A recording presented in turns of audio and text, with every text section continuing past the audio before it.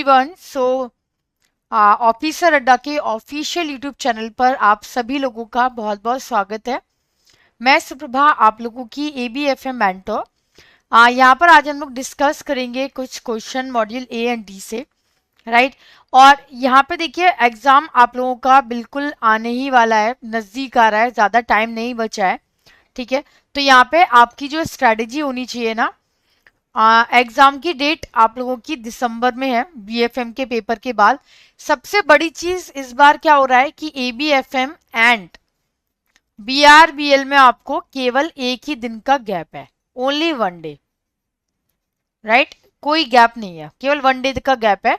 तो आपको दोनों की तैयारी जो है ना, BRBL और ABFM की साथ में करनी पड़ेगी। अब यहाँ पे बेनिफिट उन लोगों को ज्यादा है जिन लोगों ने पहले LRA भी निकाला हुआ है, ठीक है ना। LRA का जो एग्जाम है वो अगर आपने पहले निकाला है, ठीक है ना, तो BRBL में आपको ज्यादा मेहनत नहीं करनी।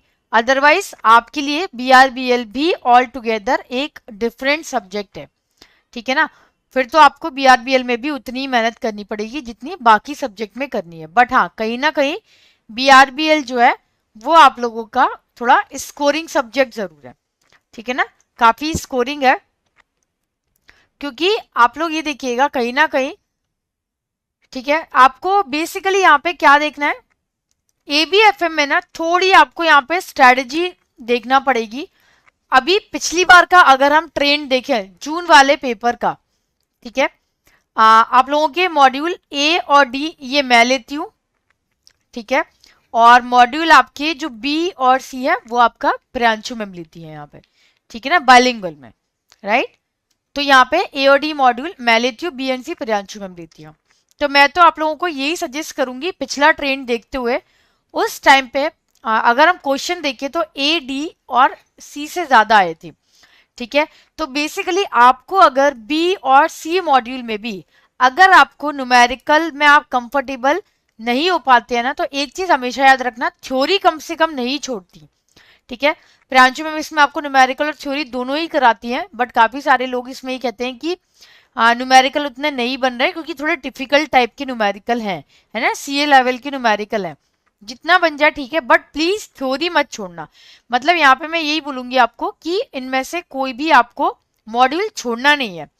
पिछली बार चारों मॉड्यूल से लगभग 95% थ्योरी आई थी और हार्डली 5 या 10% आप मान लो कि न्यूमेरिकल आए थे, ठीक है। न्यूमेरिकल ज्यादा नहीं थे, थ्योरी ज्यादा थी, चाहे वो B से हो, C से हो, A से हो, D से हो। तो B और C में भी आपको कम से कम थ्योरी तो नहीं छोड़नी। A और D तो चलो ठीक है, पूरे थ्योरी वाले मॉड्यूल है, बट B और C में भी आपको मैं यही बोलूंगी, थ्योरी प्लीज मत छोड़िएगा, ठीक है। तो कम से कम एटलीस्ट अगर थ्योरी के ऊपर ज्यादा क्वेश्चन आ गए, हो सकता है इस बार शायद आप लोगों का ट्रेंड जो है वो बदल जाए। जैसे पिछली बार क्या था, न्यूमेरिकल बहुत कम आए थे, थ्योरी ज्यादा थी चारों मॉड्यूल से, ठीक है।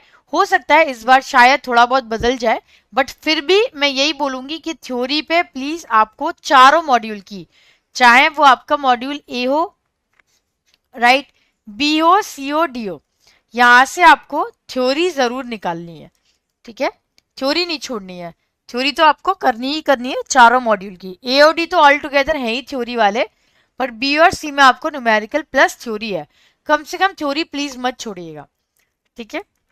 और चलिए, तो यहाँ पे हम लोग क्वेश्चन करेंगे आज। पहला क्वेश्चन है, देखिए बेसिक्स ऑफ मैनेजमेंट में क्या है। जैसा आप लोगों को मैंने मॉड्यूल A में कराया भी है काफी कुछ, कि बेसिक्स ऑफ मैनेजमेंट में क्या होता है। बेसिक्स ऑफ मैनेजमेंट में आते हैं आपके पहला जो स्टेप है मैनेजमेंट का, दैट इज प्लानिंग। ये सब आपके कंपोनेंट है, प्लानिंग आता है, ठीक है। सीक्वेंस आपको पता होना चाहिए। प्लानिंग के बाद क्या आता है, प्लानिंग के बाद आता है ऑर्गेनाइजिंग, ठीक है। फिर आता है स्टाफिंग, फिर आता है डायरेक्टिंग, राइट, और इसके बाद आपका आता है यहाँ पे कंट्रोलिंग, ठीक है। तो ये आपके टोटल 5 बेसिक्स है मैनेजमेंट के। पहला वाला जो चैप्टर है इसका मॉड्यूल A का, पहले वाले चैप्टर में आपके केवल एक बेसिक दिया हुआ है कि अच्छा प्लानिंग ये है, ऑर्गेनाइजिंग ये है, स्टाफिंग ये है, डायरेक्टिंग ये है, ठीक है, कंट्रोलिंग ये है। बट जैसे ही आप बाद के चैप्टर जो है ना वो देखे हुए ना, तो आप वहां पे ये देखना, राइट, आप ये देख सकते हैं वहां पे कि यही चैप्टर, प्लानिंग का एक अपना अलग चैप्टर है, ऑर्गेनाइजिंग का अपना अलग चैप्टर है, स्टाफिंग का अपना अलग चैप्टर है, डायरेक्टिंग का अलग है, कंट्रोलिंग का अलग है। ठीक है, तो आपको प्लानिंग में भी करना है, ऑर्गेनाइजिंग में भी देखना है, स्टाफिंग में भी देखना है, डायरेक्टिंग में भी देखना है, कंट्रोलिंग में भी देखना है। ठीक है, तो यहाँ पे देखिए which one is not the function of management, right, इसमें से कौन सा मैनेजमेंट का फंक्शन नहीं है, राइट। अब देखिए जो मैंने आपको बताया है कि प्लानिंग है, ऑर्गेनाइजिंग है, स्टाफिंग है, डायरेक्टिंग है, कंट्रोलिंग है। ठीक है, तो यहाँ पे स्टाफिंग तो है, ऑर्गेनाइजिंग भी है, डायरेक्टिंग भी है, कोचिंग नहीं है। कोचिंग आप लोगों को याद होगा, मैंने आप लोगों को ट्रेनिंग की जो मेथड्स पढ़ाई थी, राइट, ट्रेनिंग की जो हम लोगों ने मेथड्स पढ़ी थी ना, वो होती है कोचिंग। ठीक है, that is your on the job training method. ठीक है, ये क्या होती है आपकी on the job training method होती है कोचिंग। कोचिंग है, मेंटोरिंग है, केस स्टडी, ये सब आपकी, केस स्टडी तो ऑफ द जॉब है, but mentoring and coaching on the job training method है। ठीक है, so that answer is coaching, right. Which one of the following is और are important element of directing. ठीक है, यहाँ पे देखिए क्या होता है बेसिकली, यहाँ पे क्या होता है, राइट, कि यहाँ पे ये पूछा गया है,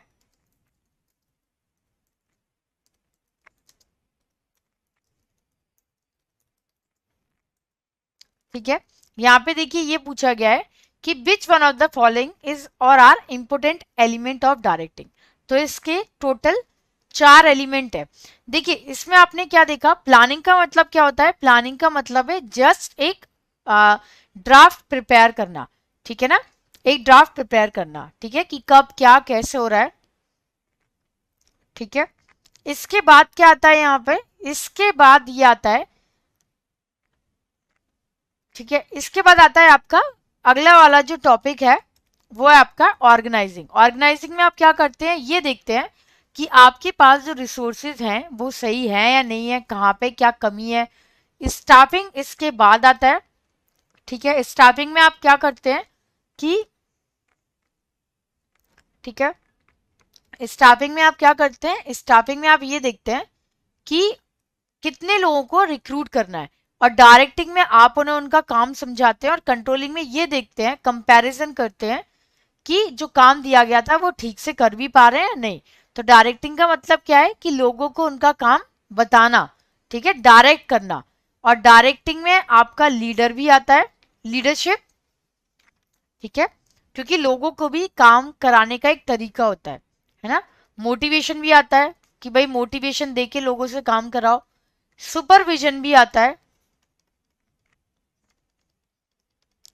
राइट, और कम्युनिकेशन भी आता है, राइट। जैसा आपको पता है कि ऑर्गेनाइजेशन में कम्युनिकेशन बहुत जरूरी है।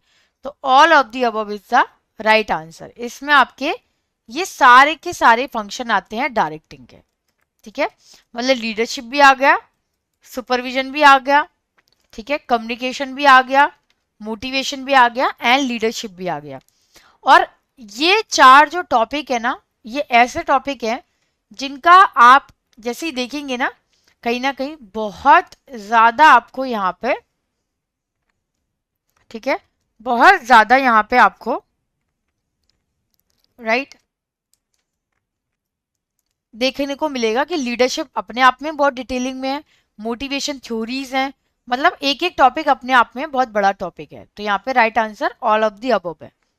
ठीक है, under which type of leader, ये क्वेश्चन आपका आया था, सेम ऐसा क्वेश्चन एबीएम में आया था, हालांकि एबीएफएम में तो नहीं, एबीएम में लास्ट ईयर नवंबर में ये क्वेश्चन पूछ लिया था।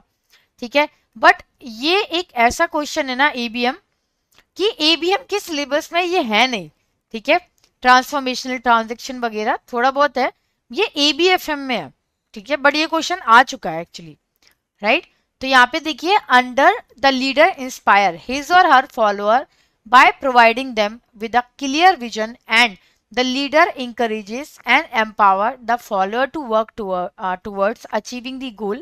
The leader is also responsible for serving as an example of vision. तो यहाँ पे देखिए 4 टाइप की लीडरशिप यहाँ पे दी हुई है, राइट।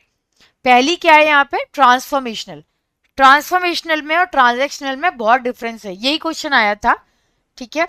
तो ट्रांसफॉर्मेशनल में क्या होता है, ट्रांसफॉर्मेशनल में आप इनोवेशन, आप विजन के लिए लोगों को तैयार करते हो, इंकरेज करते हो। जबकि ट्रांजैक्शन में क्या होता है, ट्रांजैक्शन इज ऑल अबाउट कि भाई अपना काम कराना है, या तो रिवॉर्ड देके कराओ या पनिशमेंट देके कराओ, बट कराना जरूर है, कैसे भी कराओ आपके ऊपर है, मे बी बाय रिवॉर्ड और may be by punishment, so that is the transactional, ठीक है। डेलीगेटिव का मतलब क्या होता है, जब आप अपना पूरा काम डेलीगेट कर देते हैं, ठीक है, सामने वाले को पूरा काम, जो आपके जूनियर्स हैं आप उनको अपना काम पूरा का पूरा डेलीगेट करते हैं, उसको कहते हैं डेलीगेटिव स्टाइल। अथॉरिटेटिव का मतलब क्या होता है, यहाँ पे अथॉरिटेटिव का मतलब होता है जब आप अथॉरिटी के थ्रू काम कराते हैं, ठीक है, through the authoritative, right. Which one of the following is not a traditional method of control, ठीक है। आपने देखा कंट्रोलिंग का मतलब क्या होता है, कंट्रोलिंग का मतलब होता है कि जो भी काम आपने दिया था उसमें ये देखना, कंपैरिजन करना कि जो काम दिया था क्या वो ठीक तरीके से हो रहा है या नहीं हो रहा। तो इसमें 2 कैटेगरीज थी, एक थी ट्रेडिशनल मेथड की और एक थी इसमें आपकी नॉन ट्रेडिशनल मेथड की, मतलब मॉडर्न मेथड की, ठीक है। तो जैसे ब्रेक इवन एनालिसिस है, ब्रेक इवन में क्या होता है, हम यहाँ पे देखते हैं कि हमारा जो भी लागत है, ठीक है, तो यहाँ पे कॉस्ट एंड प्रॉफिट, जो भी कॉस्ट लगी है और प्रॉफिट इक्वल होना चाहिए, मतलब एक तरीके से ये वो पॉइंट है जिसके नीचे आप नुकसान झेल नहीं सकते। पर्सनल ऑब्जर्वेशन में क्या होता है, आप केवल ये नोटिस करते हैं कि जो भी काम दिया गया था बस उसको पर्सनल ऑब्जर्वेशन के थ्रू देखना, क्या एम्प्लॉय ठीक से कर रहा है या नहीं कर रहा, पर्सनली ऑब्जर्व करना, ठीक है। इसके बाद आता है आपका स्टैटिस्टिकल रिपोर्ट। स्टैटिस्टिकल रिपोर्ट में क्या होता है कि बहुत तरीके के स्टैटिस्टिकल टूल होते हैं जिनका यूज आप इसमें करते हैं। और रेशो में क्या होता है, ratio is the new method, ठीक है, रेशो आपकी ट्रेडिशनल मेथड नहीं है और ये इसका आंसर है। इसमें आप क्या करते हैं, बेसिकली इसमें आप ये देखते हैं, राइट, कि रेशो में क्या करते हैं आप, डिफरेंट टाइप के रेशियोज होते हैं उनको आप एनालाइज करते हैं, ठीक है ना। मैं जल्दी आप लोगों की मिनी मैराथन भी शुरू करूंगी एबीएफएम की, ठीक है ना, एबीएफएम की मिनी मैराथन हम लोग स्टार्ट करेंगे जल्दी, मे बी इस सैटरडे संडे में रखूंगी आप लोगों की मॉड्यूल ए की, तो उसमें हम लोग बहुत डिफरेंट टाइप के क्वेश्चंस करेंगे, ठीक है। यहाँ पे देखिए, to know how long the project will take to start making profit to enable it to repay, ठीक है। यहाँ पे बेसिकली क्या है, यहाँ पर आप ये देखते हैं, क्या देखते हैं कि how long the project will take to start making profit to enable it to repay, एक टाइम होता है, ठीक है ना। क्या टाइम होता है, बेसिकली कि आपने जो भी कॉस्ट लगाई, ठीक है, जो भी आपने कॉस्ट लगाई, हो सकता है कुछ पॉइंट के बाद, ठीक है ना, मतलब कुछ पॉइंट तक, राइट, आपको क्या होता है, आपको कई बार प्रॉफिट नहीं मिलता है, ठीक है ना, कुछ पॉइंट तक क्या होता है, बेसिकली प्रॉफिट कई बार हमें नहीं मिलता, राइट। बट क्या होता है, बेसिकली एक पॉइंट ऐसा आता है कि जहां पर आपको जो प्रॉफिट है वो मिलना शुरू हो जाता है, ठीक है। कई बार इसको आप लोगों ने फाइनेंशियल टर्म में पे बैक पीरियड भी कहा, पढ़ा होगा, इसको आपको प्रियांशु मैम ने भी पढ़ाया होगा, पे बैक पीरियड कहते हैं इसको, ठीक है, बट यहाँ पे थोड़ा सा अलग है आंसर, राइट। पे बैक पीरियड क्या होता है, पे बैक पीरियड में जब कंपनी जो होती है, कैश फ्लो जो होता है वो इनफ हो जाता है to recover the original investment, ठीक है, that is the pay back period, right. But यहाँ पे जो आंसर है वो आपका थोड़ा सा यहाँ पे डिफरेंट है, ठीक है। यहाँ पे क्या कहा गया है, यहाँ पे बेसिकली ये देखा जाता है कि जो आपका ब्रेक इवन एनालिसिस है, कितनी सेल्स है जो आपने इसमें करी है, राइट, फॉर दी, ये जानने के लिए कि जो भी आपने, राइट, कि जो भी आपने, ठीक है, जो भी आपने इनपुट दिया था, ठीक है ना, that is the break even analysis. और सेंसिटिविटी एनालिसिस क्या होता है, यहाँ पर ये देखा जाता है कि जो भी प्रोजेक्ट है क्या वो सक्सेस हुआ है थ्रू डेटा ड्रिवन फोरकास्टिंग से और नहीं हुआ, बेसिकली इसमें आपको इम्पैक्ट देखना पड़ता है, ठीक है ना, that is a sensitivity analysis. इसमें आप क्या करते हैं, प्रॉफिट सेंसिटिविटी बोलते हैं, इसमें आप कॉस्ट वॉल्यूम प्रॉफिट को मेजर करते हैं बाय इट्स वेरिएबल, राइट, और ये देखते हैं, ठीक है, क्या इम्पैक्ट पड़ा है। तो बेसिकली इसका जो आंसर है आपका वो है आपका ब्रेक इवन, ठीक है, वैसे इसको पे बैक पीरियड भी कहते हैं। What is the benefit of knowledge management? Knowledge management का मतलब क्या होता है, इसमें आपने दो पढ़े होंगे, ticket knowledge and explicit knowledge. इसमें मैंने आपको एक मॉडल भी पढ़ाया था, ठीक है, राइट, वो हम लोग करेंगे मॉडल, ठीक है। तो यहाँ पे देखिए नॉलेज जो होती है ना वो दो टाइप की होती है, एक होती है ticket knowledge, right. Ticket knowledge क्या होती है, बेसिकली जो आप एक्सपीरियंस से सीखते हो, थ्रू योर एक्सपीरियंस, कहीं भी रिटर्न नहीं होती है, थ्रू योर एक्सपीरियंस। और एक्सप्लिसिट क्या होती है, ये डॉक्यूमेंटेड होती है, रिटर्न होती है। तो कई बार एग्जाम में ये पूछ लिया जाता है टैकेट क्या है और एक्सप्लिसिट क्या है।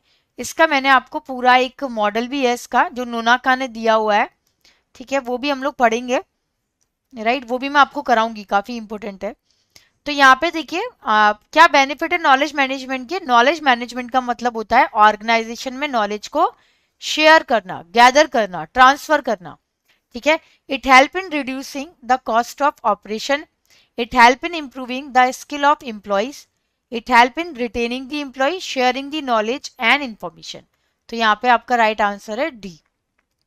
अगला देखिए इसमें से कौन सा चेंज मॉडल है, ठीक है, जो बहुत ज्यादा यूज में आता है, ठीक है, कौन सा चेंज मॉडल है जो बहुत ज्यादा यूज में आता है।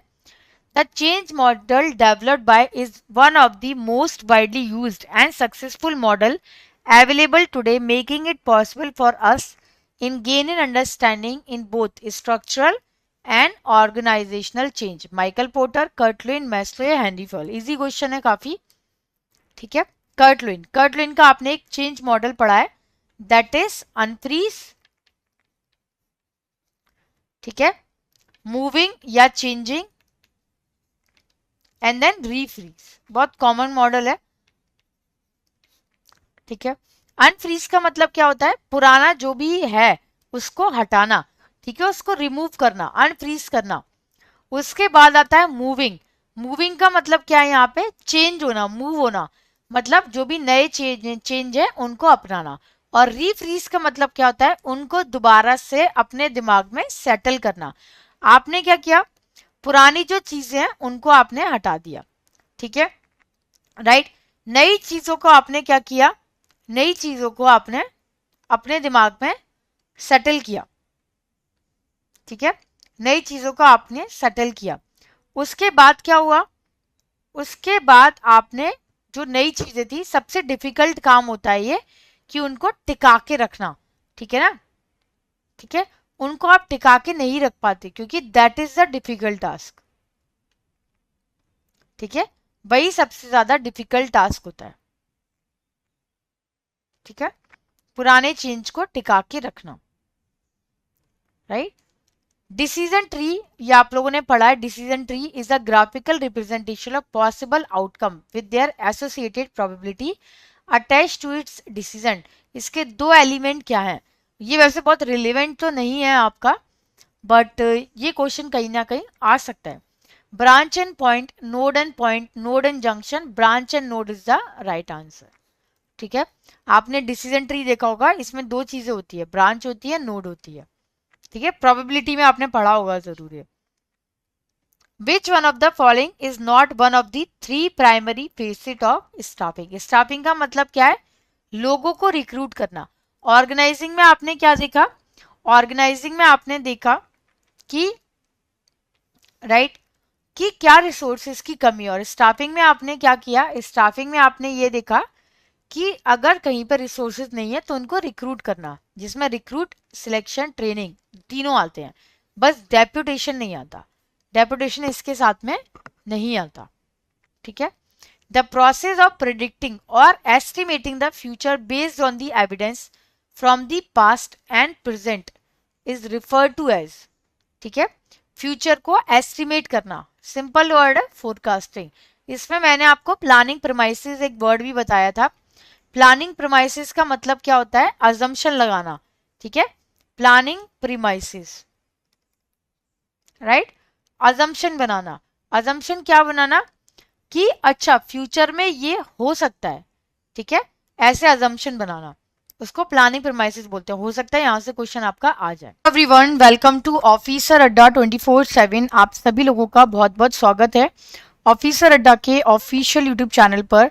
मैं सुप्रभा आज यहाँ पर आप लोगों की ABFM मेंटर। आज यहाँ पर हम लोग डिस्कस करेंगे कुछ मॉड्यूल ए के इम्पोर्टेंट टॉपिक।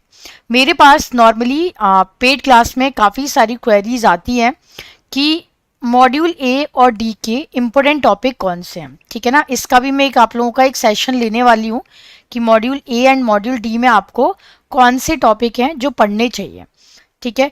ABFM का एग्ज़ाम इस बार देखिए ऑलरेडी वैसे काफ़ी डिफ़िकल्ट होता है, बट इस बार एक और प्रॉब्लम है कि BRBL के साथ लगा हुआ है ये एग्ज़ाम। मतलब आप लोगों को बहुत ज़्यादा टाइम यहाँ पर नहीं मिलने वाला, ठीक है ना। ABFM के साथ ये लगा हुआ है आपका BRBL, तो आपको बहुत ज़्यादा टाइम नहीं मिलेगा। तो डेफिनेटली आपको थोड़ी सी कम से कम एडवांस में आपको यहाँ पे स्टडी करके रखनी पड़ेगी, क्योंकि BRBL थोड़ा सा स्कोरिंग है, इजी है। और अगर आपने वैसे ऑलरेडी JIB में पढ़ा हुआ है तो डेफिनेटली आपको कहीं ना कहीं ये हेल्प करेगा BRBL में अगेन, है ना, LRAB। बट अगर बाई चांस आपने नहीं भी पढ़ा तब भी you can manage in the BRBL, but ABFM में आपको थोड़ा सा ज़्यादा करना पड़ेगा, ठीक है ना। ABFM के लिए और BFM दोनों ही टफेस्ट सब्जेक्ट हैं, राइट। तो यहाँ पे देखिए मॉड्यूल ए में टोटल और काफ़ी ABCD 4 मॉड्यूल है। तो मैं यहाँ पे आपको यही सजेशन देती हूँ कि मॉड्यूल ए में एंड मॉड्यूल डी में पूरा थ्योरी पार्ट है, तो इन 2 मॉड्यूल को आपको नहीं छोड़ना, ठीक है ना। बी और सी में क्या है, इसमें भी आपको कम से कम थ्योरी पार्ट तो बिल्कुल नहीं छोड़ना, ठीक है। ये थ्योरी प्लस न्यूमेरिकल है, तो डेफिनेटली आपको थ्योरी दोनों में ही नहीं छोड़नी। ए और डी तो पूरे पूरे करने हैं, क्योंकि रीज़न इसका ये कि लास्ट टाइम अभी आपका ऑलमोस्ट 90% थ्योरी पार्ट ही आया था। हालांकि हो सकता है इस बार थोड़ा सा चेंज हो जाए और 10% आपका यहाँ पे, राइट, यहाँ पे न्यूमेरिकल वाला पार्ट था, ठीक है। अब यहाँ पे मॉड्यूल ए में देखिए कितने सारे यहाँ पे चैप्टर्स हैं। चैप्टर 1 है आपका basics of management, planning, organising, staffing, directing and controlling, ठीक है। तो मॉड्यूल ए में आपको किस पे ध्यान देना है, बेसिक्स ऑफ मैनेजमेंट पे देना है, प्लानिंग पे देना है, ऑर्गेनाइजिंग पे देना है, स्टाफिंग पे देना है, डायरेक्टिंग पे एंड कंट्रोलिंग पे। टोटल ये आपके 6 यहाँ पे चैप्टर्स हैं, ठीक है ना, right. Basic of management, planning, organising, staffing, directing and controlling, ठीक है। मॉड्यूल अगर हम यहाँ पे हम बात करें बेसिक्स ऑफ मैनेजमेंट की, राइट, तो यहाँ पे देखिए शुरुआत कैसे होती है मैनेजमेंट की, और फिर इन्हीं चीज़ों को आपको बहुत ज़्यादा डिटेलिंग में पढ़ना है, ठीक है। कैसे स्टार्टिंग होती है किसी भी टॉपिक की। नॉर्मली देखिए मैनेजमेंट का मतलब होता है कि आप लोगों से किस तरीके से काम कराते हैं, ठीक है ना, राइट। लोगों से बेसिकली काम कराना, कैसे काम कराना, प्लानिंग। अब जैसे कोई भी अगर आप काम करते हैं ना, हर चीज में देखिए सबसे पहले आपको प्लानिंग करनी होती है, बेसिक प्लानिंग, है ना, वो हमें करनी रहती है हमेशा। अगर इवन आप छोटे से छोटा कोई इवेंट भी करने जाते हैं तब भी आपको यहाँ पे प्रॉपर प्लानिंग की जरूरत पड़ती है, ठीक है। प्लानिंग मतलब कि ये इवेंट कब होगा, कैसे होगा, कब करना है, ठीक है ना। हर चीज में आपको यहाँ पे प्रॉपर प्लानिंग की जरूरत होती है, ठीक है। इसके बाद देखिए यहाँ पे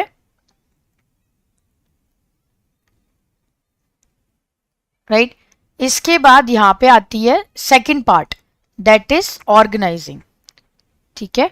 ऑर्गेनाइजिंग का मतलब क्या है, ऑर्गेनाइजिंग का मतलब है यहाँ पे कि रिसोर्सेस को सेटल करना।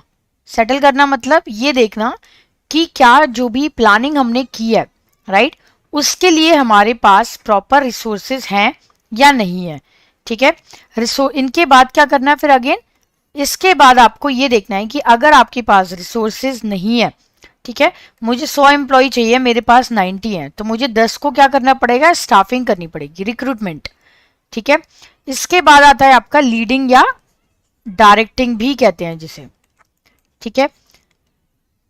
मॉड्यूल ए की एक बेनिफिट देखिए आपको ये रहता है, मॉड्यूल ए में जो बेनिफिट है कि ये आपको ABM और HR इलेक्टिव दोनों में भी पढ़ना है, ठीक है ना। तो एक तरीके से रिपीटेशन है काफी ज्यादा, तो आप एबीएफएम में पढ़ोगे, चाहे एबीएम में, चाहे एचआर इलेक्टिव में, 3 जगह आपका काम आ जाता है। ठीक है, काफी कुछ, जैसे मोटिवेशन है, परफॉर्मेंस अप्रेजल है, लीडरशिप थ्योरीज वगैरह हैं, तो कहीं ना कहीं आपकी वो काम आ जाती हैं।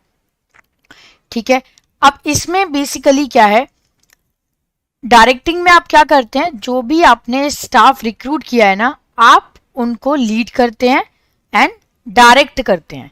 ठीक है ना, डायरेक्टिंग करते हैं आप उनकी basically, right, leading and directing. उनको मतलब काम बताना, कैसे बताना, राइट, उन्हें काम बताना मोटिवेशन के थ्रू, ठीक है ना, सुपरविजन के थ्रू, राइट, और लीडिंग के थ्रू। ठीक है ना, इनके थ्रू काम बताना। कंट्रोलिंग में क्या होता है, it is a check point.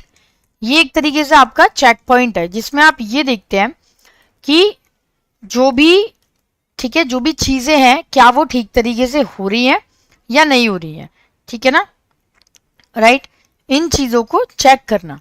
ठीक है, तो planning, organising, staffing, leading, controlling, right, this is the 5 steps of any management. तो ये आपको याद रखना है। ठीक है ना, planning, organising, staffing, leading and controlling. ठीक है, so this is the right. चलिए अब आते हैं आपके इसमें मैनेजमेंट स्कूल ऑफ थॉट। अच्छा, इस संडे को मैं आप लोगों की मिनी मैराथन भी रखने वाली हूँ एबीएफएम की। ठीक है ना, एबीएफएम की आपकी मिनी मैराथन भी रहेगी। ठीक है, इसी मॉड्यूल की, और जिसमें मैं आपको सारे इंपॉर्टेंट टॉपिक भी बताऊंगी। ठीक है ना, कौन से इंपॉर्टेंट टॉपिक हैं जो आपको करने हैं। ठीक है, अब यहाँ पे देखिए कई सारे स्कूल ऑफ थॉट है मैनेजमेंट के।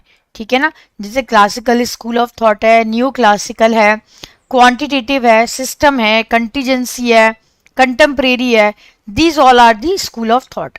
ठीक है, इनमें क्या होता है बेसिकली, जो आपका फर्स्ट स्कूल ऑफ थॉट है, right, that is the classical school of thought. ठीक है, क्लासिकल स्कूल ऑफ थॉट के प्रोपाउंडर कौन रहे हैं, क्लासिकल स्कूल ऑफ थॉट के प्रोपाउंडर थे जैसे एफ.डब्ल्यू. टेलर वगैरह, है ना, जो पुराने थे। ठीक है, इनका क्या मानना था, इनका ये मानना था बेसिकली कि अगर किसी भी एम्प्लॉय की एफिशिएंसी को इंक्रीज करना है, ठीक है ना, राइट, एफिशिएंसी को अगर इंक्रीज करना है, ठीक है, तो आपको कहीं ना कहीं यहां पे,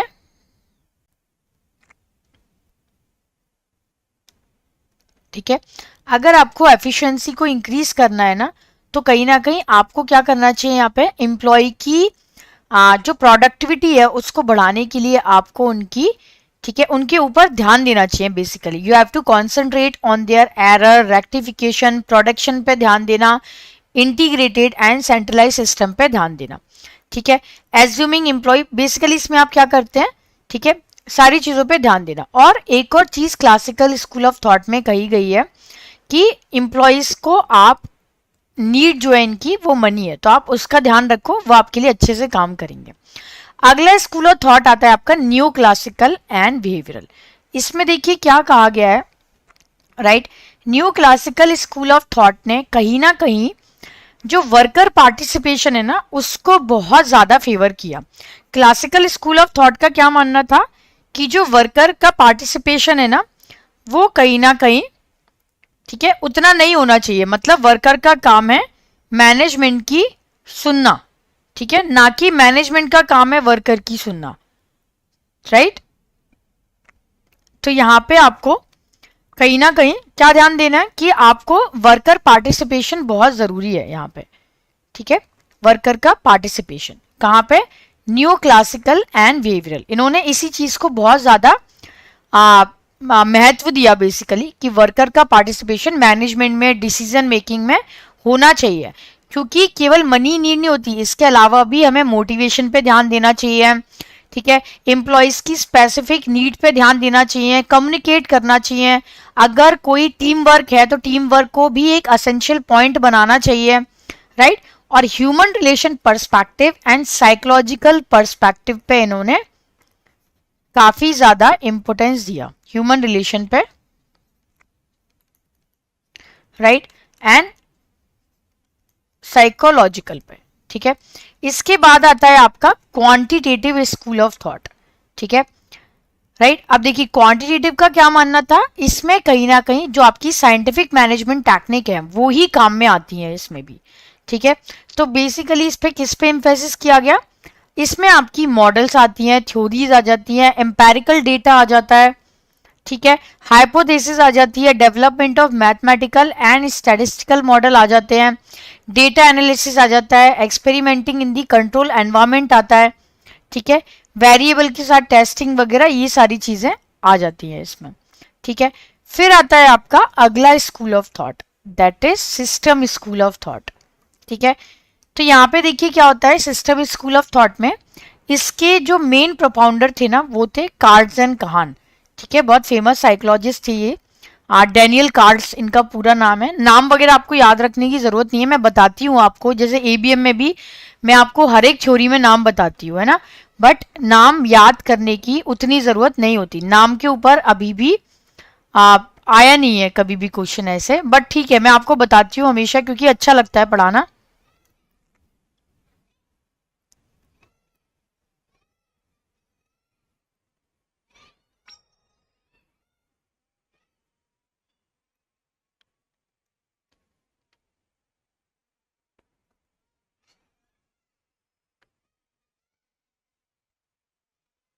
ठीक है, तो यहाँ पे बेसिकली क्या होता है कि जो हमारा, ठीक है, कार्ड्स एंड खान है, तो उन्होंने क्या करा है यहाँ पे, उन्होंने ही सिस्टम अप्रोच को बहुत ज्यादा फोकस करा है, राइट।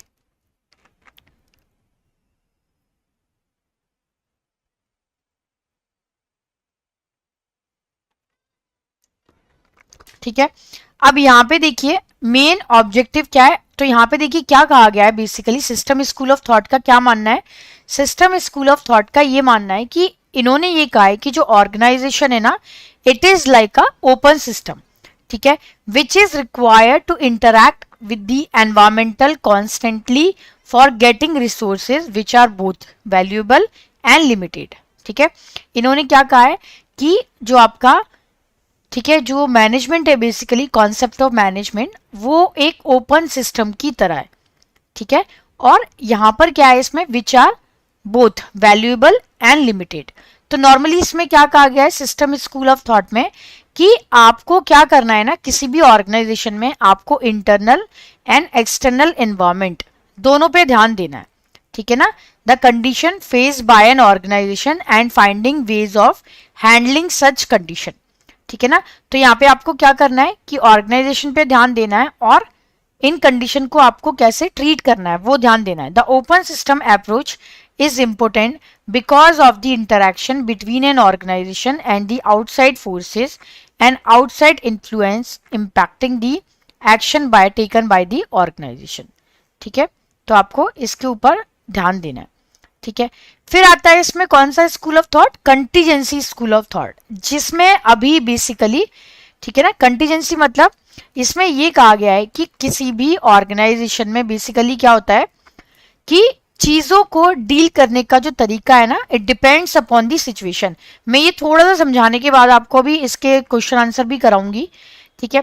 इसमें इन्होंने क्या कहा है कि जो स्कूल ऑफ थॉट है, राइट, इसमें बेसिकली आपको क्या करना है कंटीजेंसी स्कूल में कि हर चीज को डील करने का, ठीक है, ऑर्गेनाइजेशन को मैनेज करने का, there can not be a unique way, कोई भी एक समान तरीका नहीं है, ठीक है, ये आपका चेंज होता रहता है, ठीक है, सिचुएशन टू सिचुएशन, ठीक है ना, एक तरीका नहीं है किसी भी ऑर्गेनाइजेशन में चीजों को डील करने का। द बेस्ट और the optimal way shall always depend और be contingent on the internal and external environment। तो बेसिकली क्या होता है कि it depends upon the situation, कि सिचुएशन कैसी है, ठीक है, उसके हिसाब से आप चीजों को डील कर सकते हो।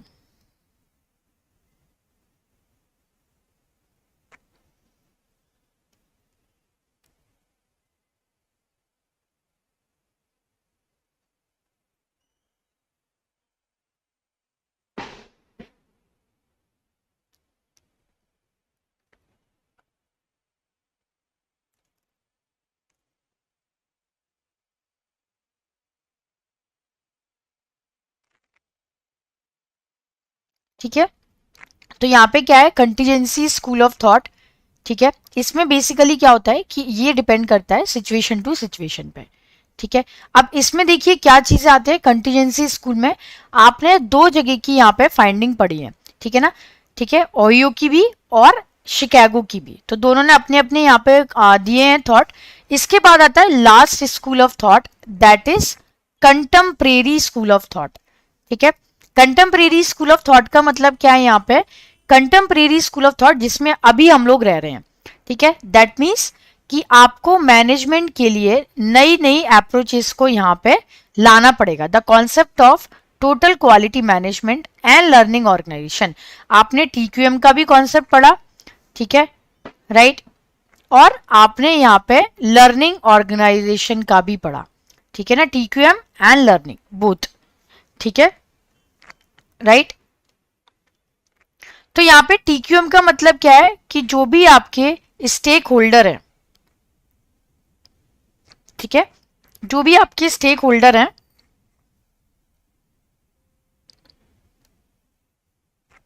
राइट, वो बेसिकली कहीं ना कहीं स्टेक होल्डर, ठीक है, आपके हैप्पी रहे ऑर्गेनाइजेशन के, चाहे वो इंटरनल है चाहे वो एक्सटर्नल है। एक्सटर्नल मतलब जैसे कस्टमर है, सप्लायर है, they should always be happy, ठीक है। और इंटरनल कौन है एम्प्लॉय, ठीक है, तो एम्प्लॉयज को भी यहाँ पे हैप्पी रहना है, ठीक है।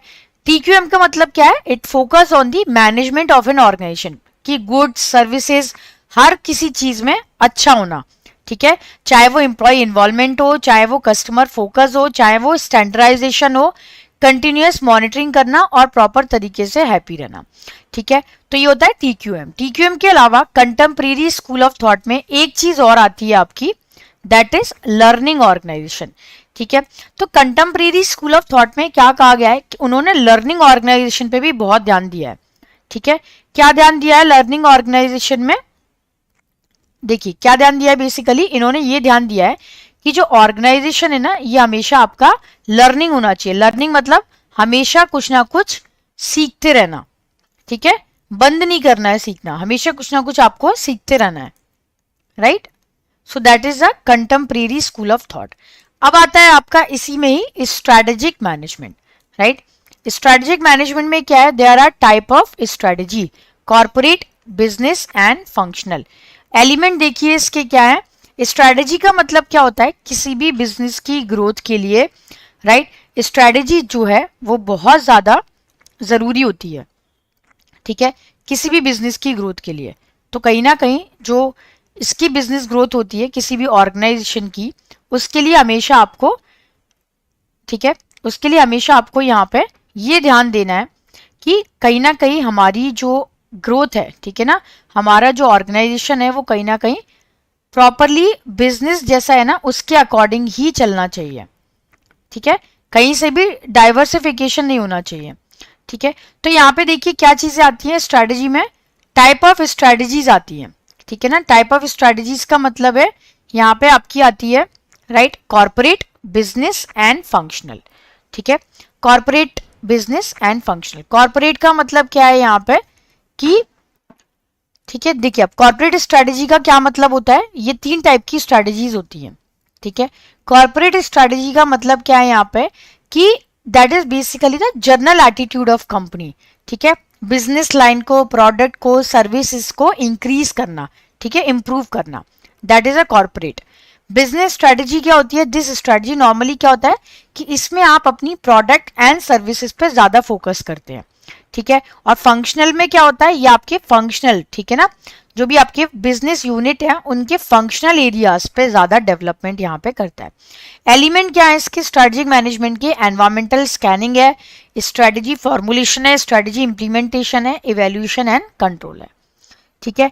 तो यहाँ पे एनवायरमेंटल स्कैनिंग में क्या आता है, एनवायरमेंटल स्कैनिंग में आता है कि आपको अपने ऑर्गेनाइजेशन की प्रॉपर स्कैनिंग करना जरूरी है, ठीक है, प्रॉपर स्कैनिंग करना, right, internal, external, strategy formulation, strategy implementation, evaluation and control करना। तो पहला स्टेप क्या है कि आप ये देखिए कि आपका ऑर्गेनाइजेशन जो है वो इंटरनली एंड एक्सटर्नली, ठीक है, दोनों तरीके से आपको यहाँ पे देखना है कि जो इंटरनली एंड एक्सटर्नली, ठीक है, क्या फैक्टर हैं जो इम्पैक्ट डालते हैं, राइट। जैसे हम लोग जो शॉर्ट एनालिसिस करते हैं ना, तो वो आपको यहाँ पे ध्यान देना है, ठीक है ना, राइट।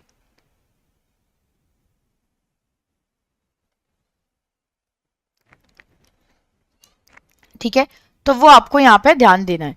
अब बेसिकली इसमें क्या होता है, ठीक है, जैसे आपने पेस्टल एनालिसिस किया,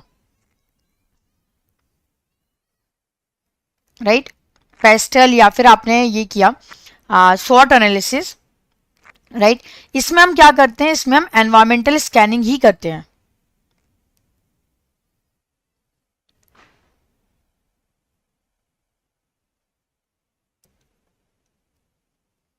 राइट। फिर करते हैं हम स्ट्रेटेजी को फॉर्मुलेट करते हैं, इम्प्लीमेंट करते हैं एंड फाइनली उसे हम इवेल्युएट करते हैं। Hello everyone, good evening, welcome to officer Adda 24/7। I hope आप सब बहुत अच्छे होंगे। Welcome to this special session जहां पे हम डिस्कस करने वाले हैं एबीएफएम के मॉड्यूल बी एंड सी के इंपॉर्टेंट क्वेश्चंस को डिस्कस। तो एबीएफएम में module A and D Suprabha ma'am लेती हैं, बी एंड सी मैं कवर कर रही हूँ, और यहाँ पर आपका सेशन हर ऑल्टरनेट में होता है with respect to the both the same subjects, that means ABFM. तो इस सेशन में हम डिस्कस करने वाले हैं मॉड्यूल बी एंड सी के क्वेश्चन। क्वेश्चन आपको इंपॉर्टेंट है आपके एग्जाम के लिए, तो आप इनको ध्यान से देखिएगा। ऑल्सो इस सेशन के लिंक को कॉपी करके शेयर कर दीजिएगा among your Telegram group, your Facebook group, your WhatsApp group, जहां पर भी आपके फ्रेंड्स और कलीग्स कनेक्टेड हैं, उन सभी के साथ इस सेशन के लिंक को शेयर जरूर कर दीजिएगा, so that it can reach to maximum candidates जिनका एग्जाम ड्यू है नवंबर दिसंबर 2023 में। एबीएफएम के एग्जाम की बात करें तो ये दिसंबर में है, राइट, दिसंबर 2023 में है। तो ये सेशन उन्हीं के लिए है जो कि प्रिपेयर कर रहे हैं अभी इस बार वाले के लिए, ठीक है। अभी जिनका एग्जाम है ये सेशन उनके लिए इंपॉर्टेंट है, और जो फ्रेश कैंडिडेट्स है सीआईबी के लिए, उनको जरूरी ये है कि वो पहले कॉन्सेप्ट्स देख लें, उसके बाद ये सेशन उनके लिए ज्यादा फ्रूटफुल रहेंगे एज कंपेयर टू टू दोस्त जिनके अभी एग्जाम है, ठीक है। चलिए स्टार्ट करते हैं। एक बार सेशन के लिंक को शेयर करते जाइए और ऑफिसर अड्डा के चैनल को सब्सक्राइब जरूर कर लीजिएगा। नाउ पहला क्वेश्चन आपको बोलता है, आई होप आपको डेटा दिख रहा हो। The following information is related to XYZ company limited for the year 31 March 2022। Equity share capital दी है, बॉन्ड्स दिया है, सेल दिया है, फिक्स कॉस्ट दिया है, प्रॉफिट वॉल्यूम रेशियो दिया हुआ है, इनकम टैक्स रेट एप्लीकेबल दिया है। निकालना क्या है इस क्वेश्चन में? निकालना है आपको डिग्री ऑफ फाइनेंशियल लीवरेज। आपको इस क्वेश्चन में degree of financial leverage calculate करना है। जल्दी से कैलकुलेट करके मुझे बताते रहिए क्या है आपका आंसर।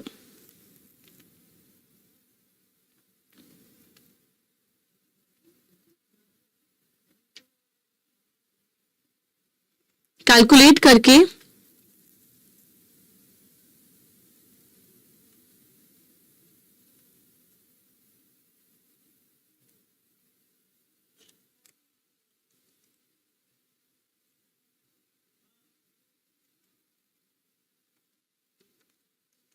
जल्दी से मुझे बताते रहिए क्या है आंसर।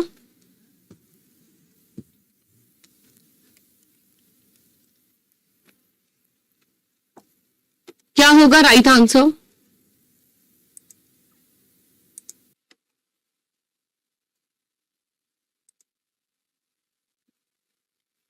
चलिए सॉल्व करते हैं इस क्वेश्चन को, निकालते हैं इसका आंसर। कैसे करना होगा? Now see why is this question important. हम यही क्वेश्चन क्यों कर रहे हैं?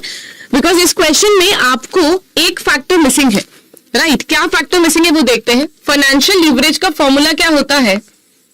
EBIT upon EBT, that is earning before interest and tax divided by earnings before tax, ठीक है। EBIT डिवाइडेड बाय EBT, ये हमारा फॉर्मूला है, ठीक है। अब यहां पे EBIT निकालने का फॉर्मूला क्या होता है? तो ये स्टार्ट होता है सेल्स माइनस वेरिएबल कॉस्ट, जो कि हमें देता है कंट्रीब्यूशन, जिसे हम कंट्रीब्यूशन निकाल लेते हैं। कंट्रीब्यूशन में से हम माइनस करते हैं फिक्स कॉस्ट, जो कि ऑपरेटिंग एक्टिविटी से रिलेटेड है। ये हमें देता है earnings before interest and taxes. इसमें से हम सबट्रैक्ट करते हैं इंटरेस्ट को, यानी ब्याज को, जो हम लोन पे करते हैं, ठीक है। That is part of financial leverage, और ये हमें देता है EBT, करेक्ट। ये हमें फैक्टर चाहिए होता है। हमारे पास सेल्स है, बिल्कुल है। वेरिएबल कॉस्ट नहीं है, कंट्रीब्यूशन हम कैसे निकालेंगे, फिक्स कॉस्ट ऑफ ऑपरेशन है, ईबीआईटी हम कैलकुलेट करते हैं, इंटरेस्ट हमें दिया हुआ है, ईबीटी आ जाएगा। यहां पे क्या मिसिंग है, ना वेरिएबल कॉस्ट दिया है, ना कंट्रीब्यूशन हमें क्वेश्चन में डायरेक्टली दिया है, ठीक है, ये दोनों चीजें मिसिंग है इसके अंदर, ना डायरेक्टली आपको कंट्रीब्यूशन दिया हुआ है, ना ही वेरिएबल कॉस्ट दिया हुआ है, बट इनडायरेक्टली हमें यहां पर प्रॉफिट वॉल्यूम रेशो दिया हुआ है। देख रहे हैं आप, प्रॉफिट वॉल्यूम रेशो, ये जो प्रॉफिट वॉल्यूम रेशो है ना, इससे हम कैलकुलेशन कर सकते हैं, ठीक है, इससे हम कैलकुलेशन कर सकते हैं। प्रॉफिट वॉल्यूम रेशो का मतलब क्या होता है,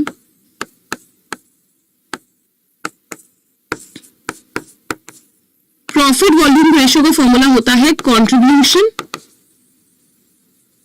डिवाइडेड बाय वॉल्यूम, यानी सेल्स इंटू 100, ये फॉर्मूला होता है, ठीक है। कंट्रीब्यूशन हमें कितना दिया हुआ है, नहीं दिया हुआ, सेल्स हमें दी हुई है, हाँ दी हुई है, लेकिन हमें पीवी रेशो दिया है 27.55, तो 27.55 upon 100 is equal to contribution upon sales. Sales हमें कितनी दी है, 84 लाख, क्वेश्चन में ऊपर दी हुई है 84 लाख। अब हम क्या करेंगे, इसको कैलकुलेट कर लेते हैं।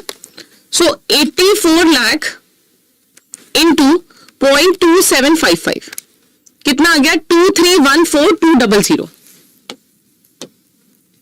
ठीक है, 2314,200, ये आ गया हमारा डायरेक्टली कंट्रीब्यूशन।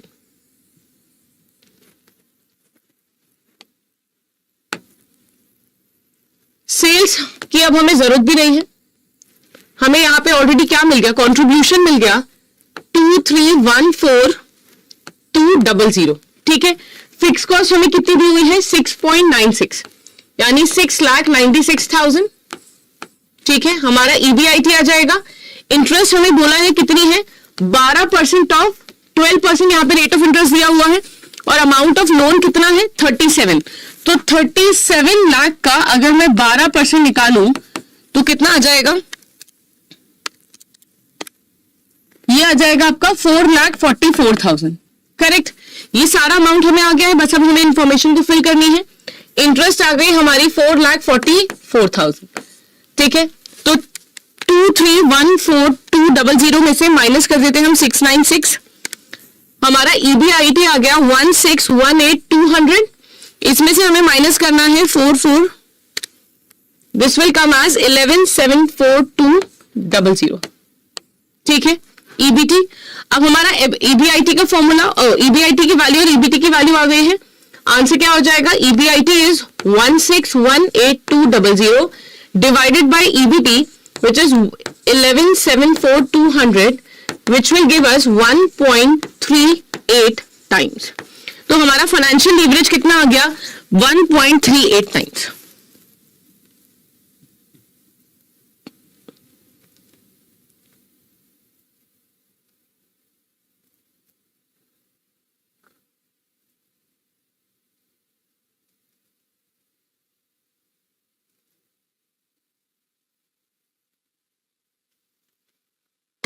यहां तक क्लियर है,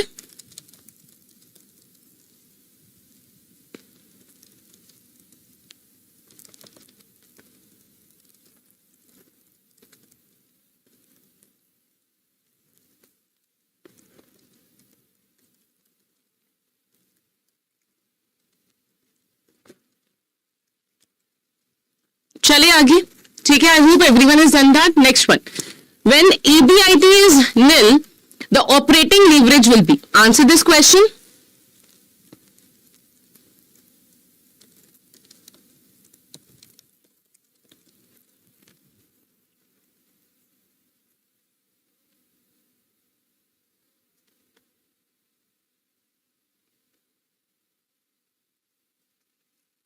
When EBIT is nil, the operating leverage will be, now operating leverage का फॉर्मूला क्या होता है, ऑपरेटिंग लीवरेज का फॉर्मूला होता है कंट्रीब्यूशन, क्योंकि ऑपरेटिंग लीवरेज बिजनेस के ऑपरेशन से रिलेटेड है, इसका फॉर्मूला होता है contribution divided by your EBIT, that is earnings before interest and tax और ऑपरेशनल प्रॉफिट, ठीक है। अब कंट्रीब्यूशन जो भी हो, आपको बोला है ईबीआईटी 0 है या फिर निल है। ईबीआईटी निल कब होगा? ईबीआईटी निल कब होता है? जब हमारा कंट्रीब्यूशन और फिक्स कॉस्ट इक्वल हो। Contribution is equal to fixed cost, कौन सी वाली? ऑपरेशन वाली, तभी हमारा एबिट निल होगा। और अगर ये निल होगा तो क्या 1 वैल्यू आएगी? Something divided by 0, right? Contribution divided by 0, sorry divided by nil, answer हो जाएगा अनडिफाइंड। आंसर क्या हो जाएगा? अनडिफाइंड। तो right option will be option number C. और ये ध्यान रखिएगा, ये काफी इंपॉर्टेंट है, ठीक है? ऐसे क्वेश्चन ये जरूर पूछते हैं एग्जाम में। Next one, from the following information calculate the break even point and profit of the month under CVP traditional method. There is additional setup cost under activity based CVP method of rupees 2 lakh.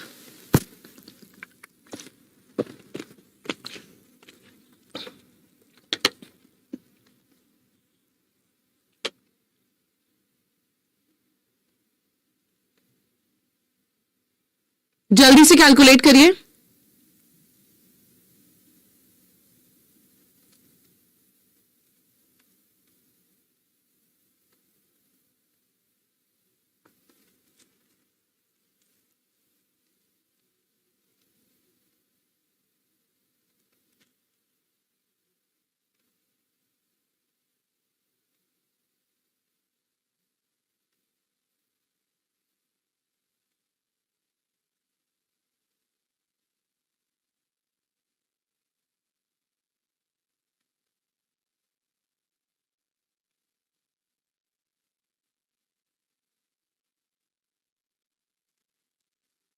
चलिए, I hope information आपने सारी देख ली है। सबसे पहले हमें यहाँ पे दो चीजें निकालनी है, ब्रेक इवन पॉइंट निकालना है और प्रॉफिट निकालना है using the traditional method. Traditional method को यूज करते हुए हमें break even point and profit निकालना है ऑफ द पर्टिकुलर मंथ। चलिए इसको एक बार देख लेते हैं कैसे करना है। नाउ सेल्स आपको कितनी दी हुई है? सेल्स अमाउंट है 8000, वेरिएबल कॉस्ट दिया हुआ था 7500, ठीक है। कंट्रीब्यूशन पर यूनिट हो जाएगा 500, कंट्रीब्यूशन हो जाएगा ₹500। फिक्स कॉस्ट हमें कितनी दी हुई है?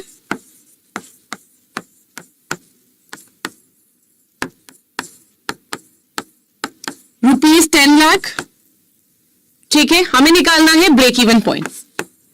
नाउ ब्रेक इवन पॉइंट निकालने का जो फॉर्मूला होता है that is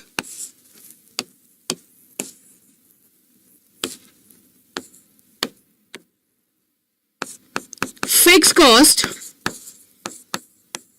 divided by contribution per unit, right, that is contribution per unit. अब फिक्स कॉस्ट हमारी कितनी है? 10 लाख रुपए।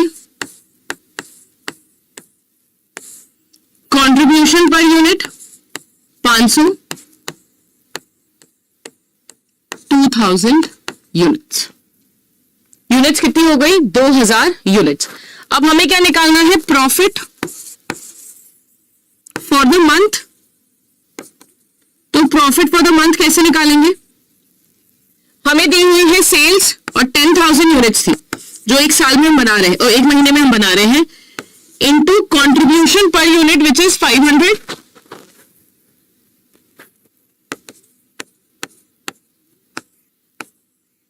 माइनस 10 लाख।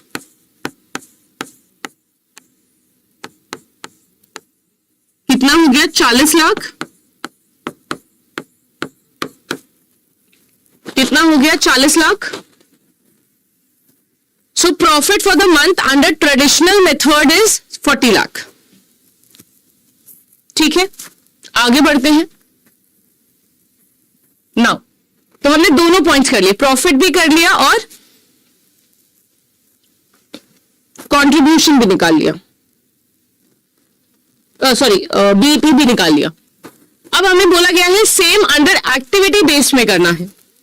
सेम क्वेश्चन हमें सॉल्व करना है एक्टिविटी बेस्ड कॉस्टिंग के थ्रू।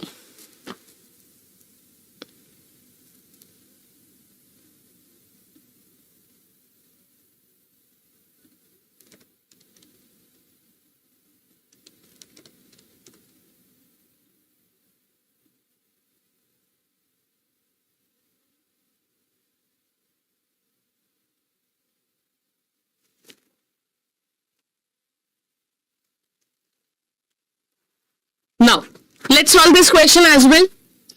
हमें बोला है सेल्स अमाउंट कितना है, ₹8,000 per unit, variable cost ₹7,500, contribution ₹500 per unit. इतना हो गया है, ठीक है। Contribution 500 per unit.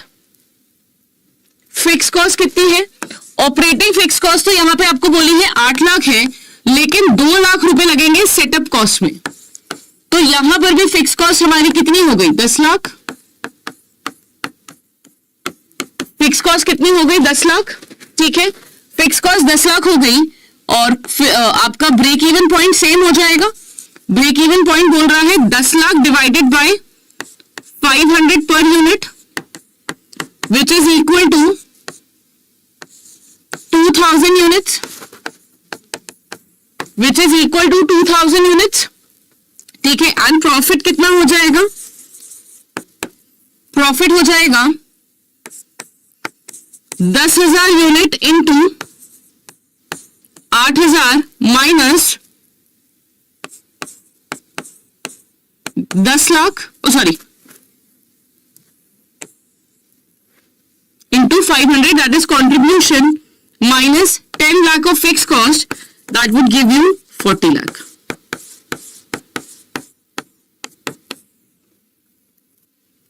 So right answer will be profit for the month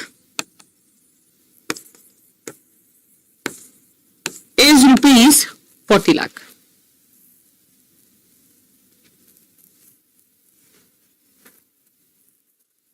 ठीक है। नेक्स्ट वन, नेक्स्ट क्वेश्चन पे आते हैं। What kind of merger takes place when two companies whose line of business are completely unrelated to one another and have nothing in common but decide to join forces? यानी दो ऐसी company merge कर रही है अपने आप को जिनका बिजनेस आपस में रिलेटेड नहीं है या फिर अनरिलेटेड है, ठीक है। दोनों का जो बिजनेस है आपस में रिलेटेड नहीं है, it is unrelated, not related to each other. Now अगर हम हॉरिजॉन्टल इंटीग्रेशन की बात करें तो ये सेम बिजनेस लाइन में होता है।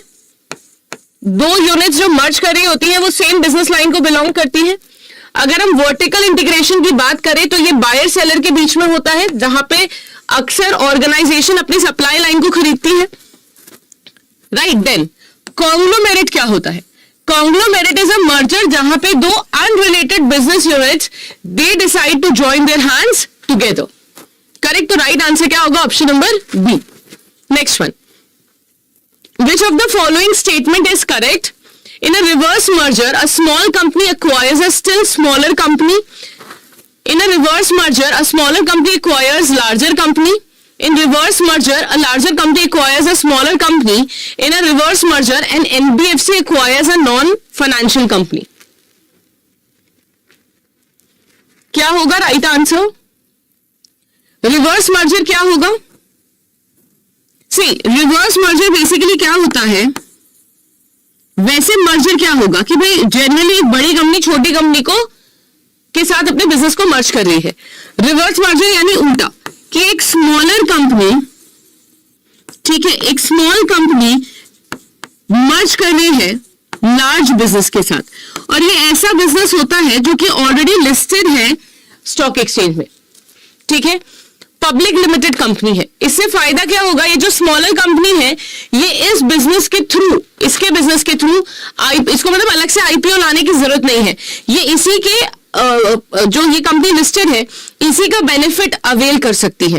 बिकॉज लिस्ट होने में काफी सारे कंप्लायंसेस हैं जो आपको देखने पड़ते हैं, बट अगर ये रिवर्स मर्जर हो रहा है जहां पे एक छोटी कंपनी बड़ी कंपनी के साथ अपने बिजनेस को मर्ज करना चाह रही है, और ये जो स्मॉलर कंपनी है this is an unlisted company, ये जो स्मॉलर कंपनी है ये अनलिस्टेड है, और जो लार्ज बिजनेस है दैट इज लिस्टेड। तो ज्यादातर जब भी कोई कंपनी, ये कब होगा जब एक कंपनी बड़ी कंपनी को क्यों खरीद रही है, सो दैट वो जो कॉम्प्लिकेटेड प्रोसेस है आईपीओ का वो उससे बच पाए। ठीक है, तो जब भी एक स्मॉलर अनलिस्टेड कंपनी एक्वायर करती है एक लार्जर पब्लिक लिमिटेड कंपनी को, जिससे वो अपने हासिल को, जो अपने लेंदी और कॉम्प्लिकेटेड प्रोसेस है लिस्टिंग का, उससे बच पाए, that is called as reverse merger. तो आंसर क्या होगा, ऑप्शन नंबर बी। ठीक है, next one, a merger is said to be synergetic if the combined value of the company is greater than the aggregate value of the individual company before the merger, values of the individual companies following the merger, the worth of the company as a whole, none of the above.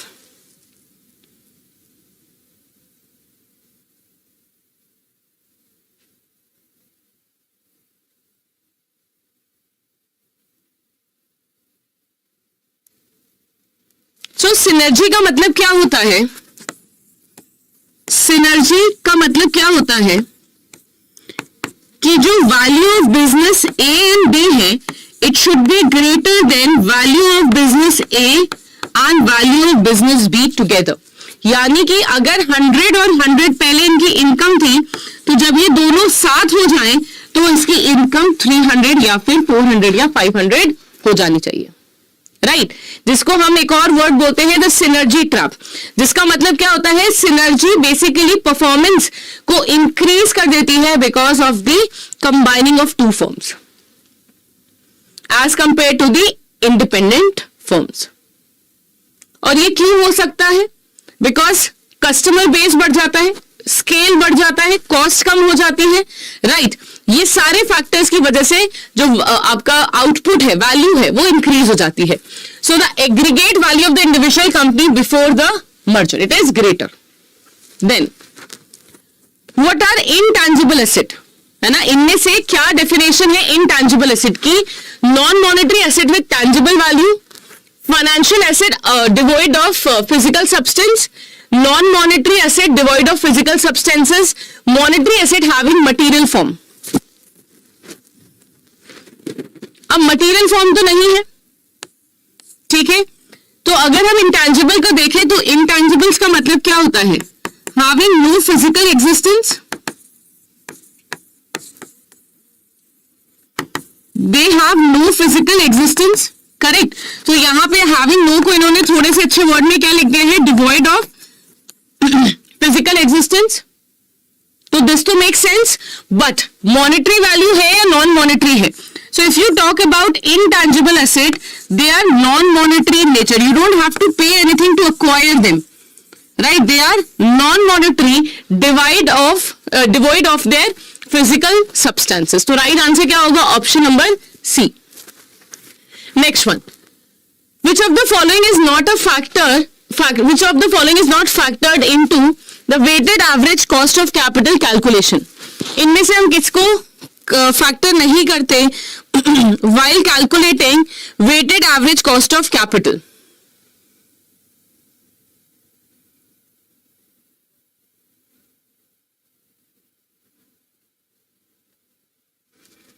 weight or proportion of debt, equities proportion or weight, individual tax rate or interest income, cost of equity capital।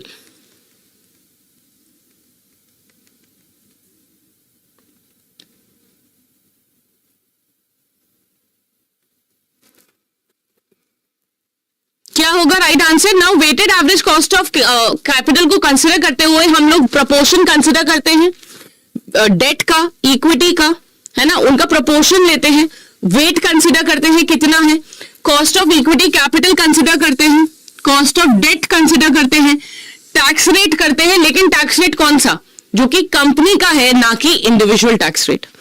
Individual tax rate का तो यहां पे कोई फायदा ही नहीं है, ठीक है। आई होप यहां तक सबको क्लियर है। Right answer will be option number C. Then the last one, present value indicates. Present value क्या इंडिकेट करती है?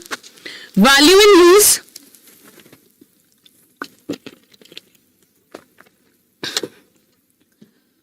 the value of cash flow expected in future, value computed using the internal rate of return, the present value which a buyer is willing to part with.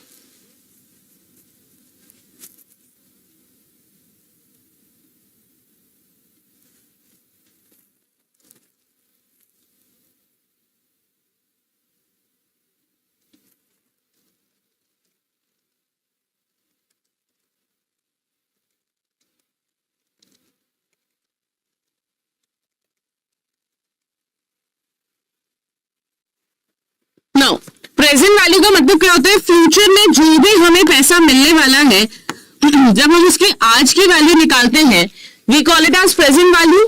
तो right answer क्या होगा? Present value indicates the value computed using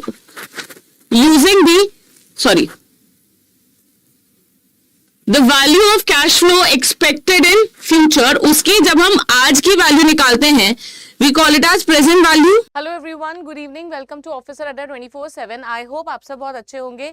welcome to this session जहां पर हम discuss करने वाले हैं ABFM के questions which are specifically from your module B and C. अगर ऑफिसर अड्डा पे नए हैं, पहली बार विजिट कर रहे हैं, do not forget to subscribe our channel, press the bell icon. आज हम डिस्कस करने वाले हैं numerical based questions plus theoretical questions. ठीक है, स्टार्ट करते हैं।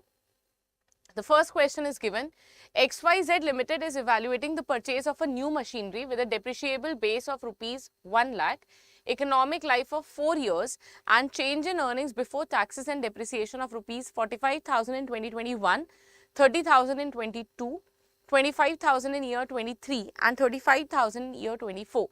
Assume straight line depreciation and 20% tax rate.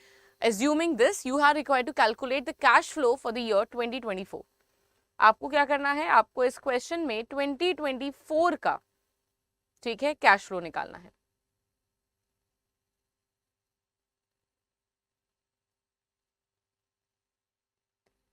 In case you want to save these questions, do not forget to click on the like button, जिससे आप इस session को या फिर इस क्वेश्चंस को सेव कर पाओ।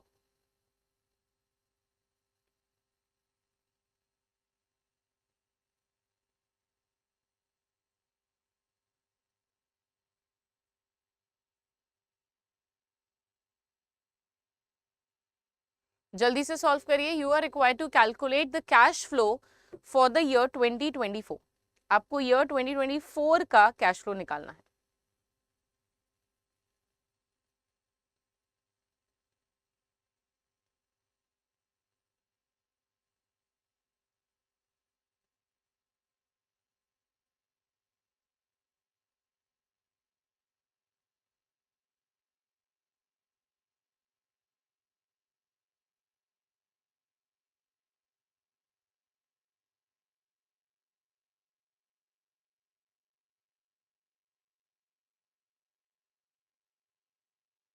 Now when you are required to calculate the cash flow, आप उसमें क्या क्या करते हो?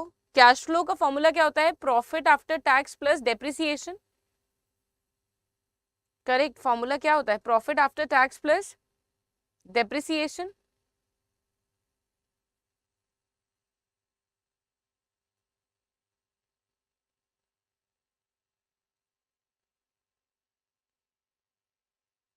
जल्दी से निकालिए, बताइए क्या आ रहा है आंसर।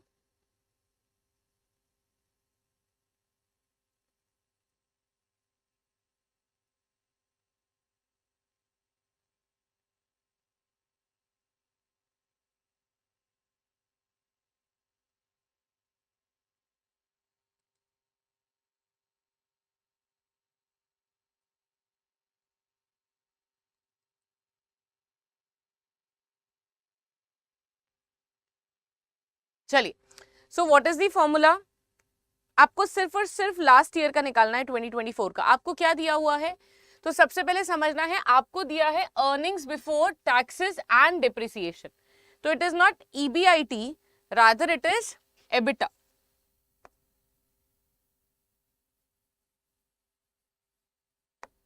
आपको क्या दिया हुआ है, अर्निंग्स दी हुई हैं जहां पे डेप्रिसिएशन भी सबट्रैक्टेड नहीं है, इट इज बिफोर डेप्रिसिएशन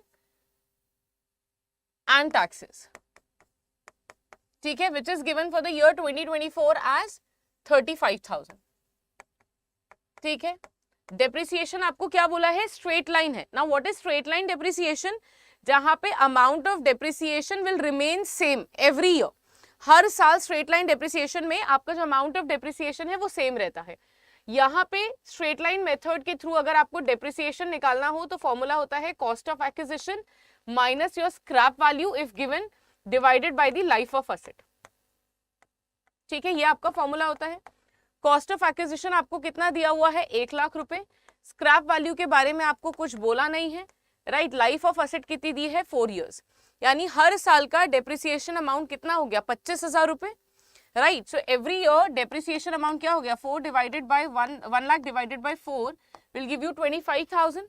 25,000 का डेप्रिसिएशन है. Now depreciation is an expense, तो हम इसको माइनस करेंगे. माइनस करते हैं 25,000 का डेप्रिसिएशन. ऐसा हम क्यों कर रहे हैं, बिकॉज हमें प्रॉफिट आफ्टर टैक्स पे पहुंचना है, उसके बाद हम डेप्रिसिएशन ऐड करेंगे, ठीक है. This will give you an amount of 10,000. अब इंटरेस्ट के बारे में तो कुछ नहीं बोला, लेकिन टैक्स के बारे में आपको बोला है 20% है, यानी इंटरेस्ट नहीं है, टैक्सेस हैं. अगर इंटरेस्ट होती तो इंटरेस्ट माइनस करते, बट यहाँ पे कोई भी इंटरेस्ट नहीं है तो हम इसे अवॉइड कर देंगे. तो हमारा प्रॉफिट हो गया 10,000 after you know EBIT is your EBT is your 10,000 minus tax rate. Earnings before tax हो गई. टैक्स कितना है, 20%. ये 20% आप किस में निकालते हो, EBT पे ही, है ना, यानी अर्निंग्स पे ही. तो 10,000 का 20% इज 2,000. आपका प्रॉफिट आफ्टर टैक्स कितना बचा, 8,000, ठीक है. आपका प्रॉफिट आफ्टर टैक्स कितना हो गया, 8,000 हो गया. अब आपको क्या निकालना है, cash flow. Simple formula is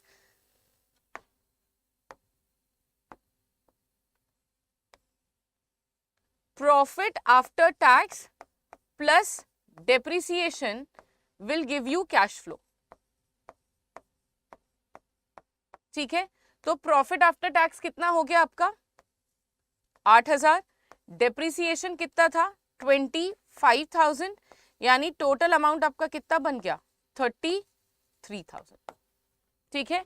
total amount आपका कितना हो गया, 33,000, यानी the cash flow for the year 2024 will be 33,000. How many of you got the same answer. ऐसे हम और साल का भी निकाल सकते हैं. हमें अर्निंग्स तो दी हुई है सारे साल की, तो हमें कंफ्यूज नहीं होना, हमें हमारे बिल्कुल रिस्ट्रिक्टेड स्टेप्स को फॉलो करना है. अगर यहाँ पे ब्याज होती तो हम ब्याज माइनस कर देते, ये हमारा एबिट आ गया.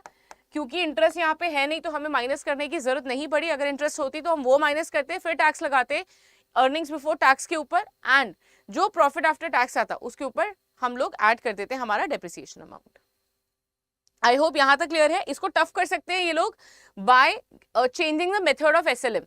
SLM की जगह अगर आपको WDV दे दे तो ये थोड़ा सा टफ हो जाएगा, कैलकुलेशन इनहांस हो जाएगी. सो एक्चुअली टफ नहीं हो जाएगा, कैलकुलेटिव ज्यादा हो जाएगा, है ना, आपको कैलकुलेशन ज्यादा करनी पड़ेगी. तो आंसर आ चुका है हमारा 33,000 फॉर दिस. आगे बढ़ते हैं. Next question. A project costs rupees 20 lakh and yields annually a profit of rupees 3 lakh after depreciation at the rate 10% straight line method, but before tax at 50%. Calculate payback period. आपको क्या निकालना है, payback period निकालना है. Now payback period method क्या है, it is one of the method of capital budgeting, जिसके through आप ये कैलकुलेट करते हो कि कितने समय के अंदर जो आपने पैसा इन्वेस्ट करा है वो लौट कर आ जाएगा. So ideally this method is used in order to calculate the time period it will take for us to recover the original amount of investment. यानी कि अगर आपने बिजनेस में 20 लाख रुपए लगाए हैं तो ये जो 20 लाख रुपए हैं वो कितने समय में लौट कर आ जाएंगे. And that is the problem कि पेबैक पीरियड में हम वही कैश फ्लो को कंसिडर करते हैं जो हमें अमाउंट आने तक है ना, जो हमारा कैश फ्लो आ रहा है, हमने कॉस्ट रिकवर करी, उसी को कंसिडर करता है. उसके बाद जो हमारा प्रोजेक्ट कैश इनफ्लो जनरेट कर रहा है हम उसे कंसिडर नहीं करते.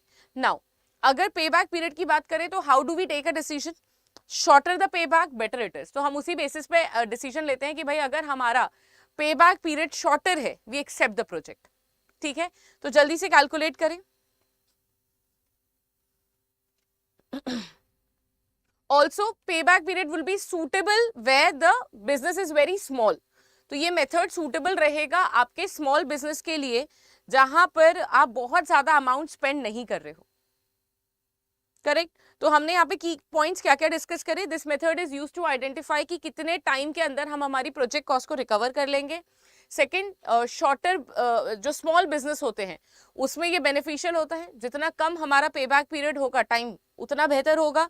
देन पे बैक पीरियड का प्रॉब्लम ये है कि ये वहीं तक वैल्यूएबल है या कंसिडर करता है उसी कैश फ्लो को जो कि रिकवरी तक आता है। बियॉन्ड दैट जो भी कैश फ्लो आ रहा है ये उसे कंसिडर नहीं करता। It ignores actually the cash inflow after that.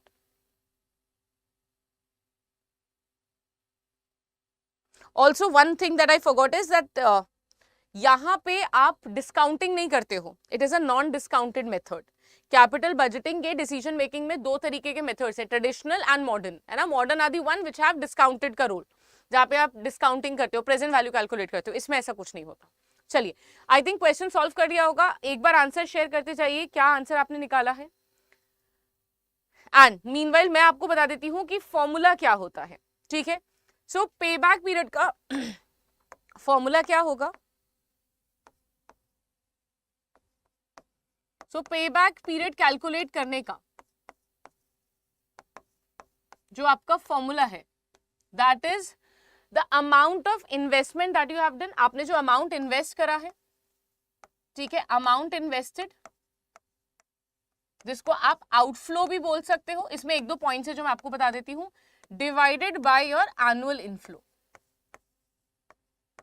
Again this is cash inflow, है ना।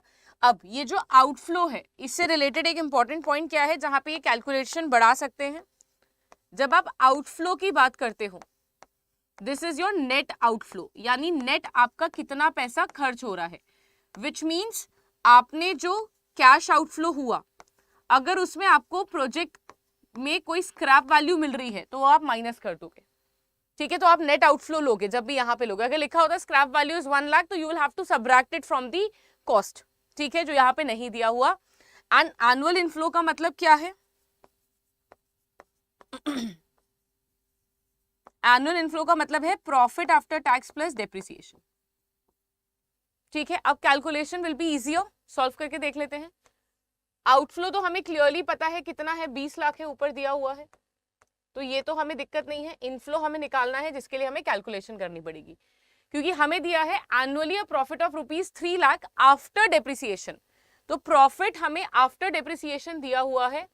ठीक है, तो profit after depreciation is 3 lakh but without taxes, right, but before taxes. और टैक्स का रेट हमें कितना दिया हुआ है, माइनस कर देंगे tax which is at the rate 50%। तो 50% ऑफ 3 लाख विल बी 1,50,000, यानी हमारा प्रॉफिट आफ्टर टैक्स कितना बचा, 1.5 लाख। अब ये तो आ गया, बट हमें इसमें क्या ऐड करना पड़ेगा, डेप्रिसिएशन। डेप्रिसिएशन आपको क्या बोला है, 10% है, तो 10% कितना हो गया, 2 लाख का 10% will be your 2 lakh, correct. So 2 lakh plus 1,50,000, तो ये हो गया आपका 3.5 लाख, 3,50,000। ये मैंने डेप्रिसिएशन कैसे निकाला, 10% 20 लाख का। ठीक है, स्ट्रेट लाइन है, रेट देके भी आपको कैलकुलेशन करवा सकते हैं। सो 20 lakh divided by 3,50,000, this will give you approximately 5.71 years शायद, है ना। हाँ, तो आपका आंसर आ रहा है 5.71 ईयर्स। अगर आप ये मंथ में आपको कैलकुलेट करने के लिए दें तो वो भी आप कर सकते हो। कैसे कैलकुलेट कर सकते हो, मंथ में 0.71 इंटू 12। तो अगर मैं 0.71 इंटू 12 करती हूं तो ये हो गया 8.52 मंथ्स। तो that will be then 5 years and approximately 8 months।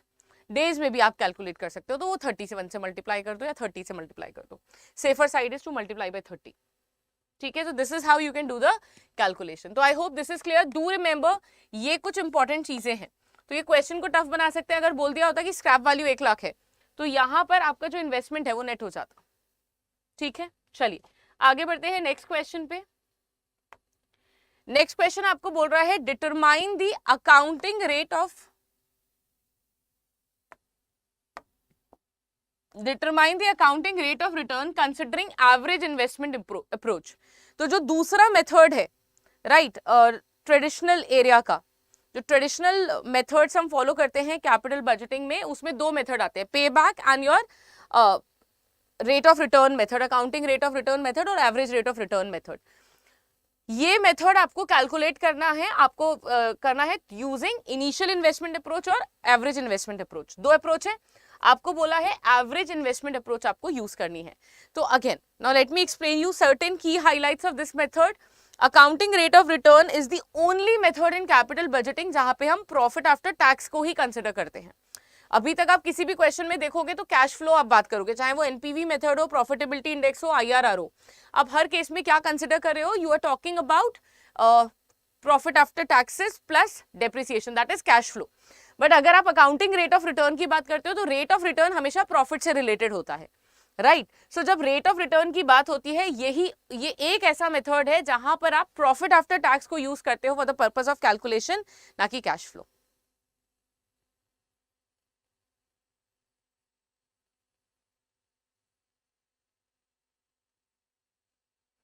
Discounted method नहीं है, नॉन डिस्काउंटेड ही है।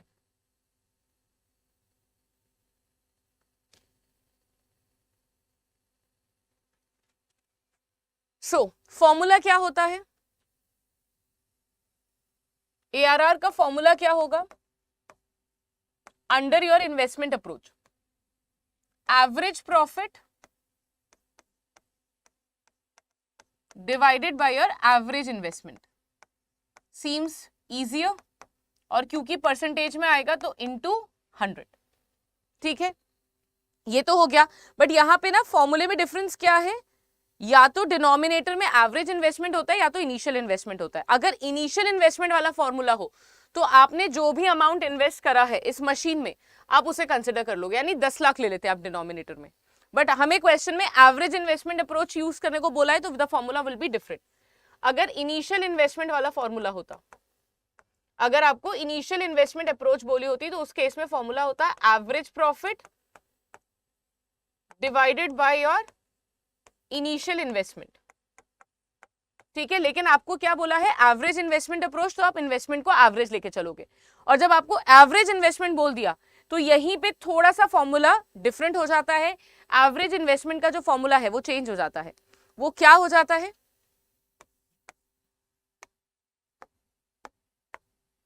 it is your half of initial investment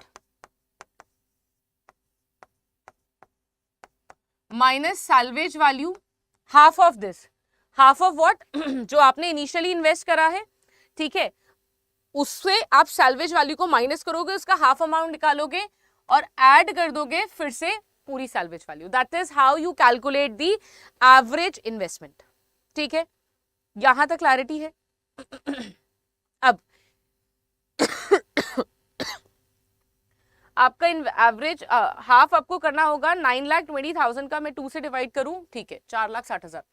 तो इसमें देख लेते हैं कैलकुलेट कैसे करते हैं डिनोमिनेटर को। इनिशियल इन्वेस्टमेंट हमें कितना दिया है, 10 लाख, ठीक है, और आपको दिया हुआ है सैल्वेज वैल्यू या स्क्रैप वैल्यू 80,000। ठीक है, initial investment is 10 lakh minus 80,000, ठीक है, और इसका हाफ, मैं अगर इसका हाफ करूं तो ये आ जाता है 4,60,000, है ना, 9,20,000 का हाफ हो गया 4,60,000 plus the initial scrap value plus the scrap value which will give you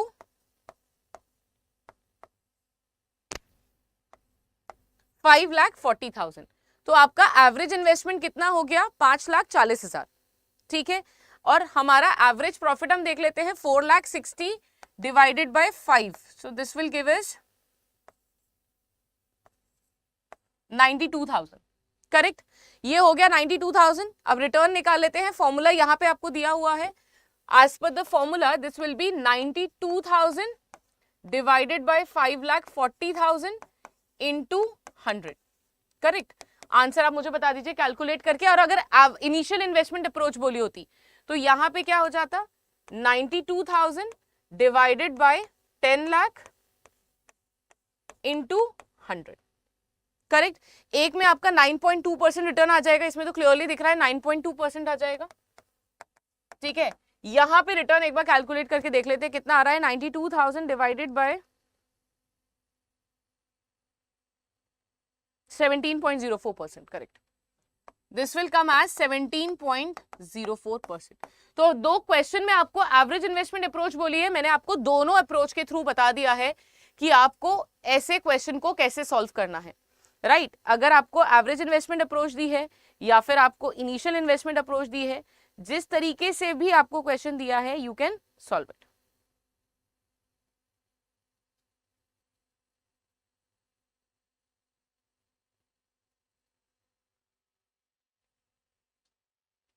I hope यहां तक डन है।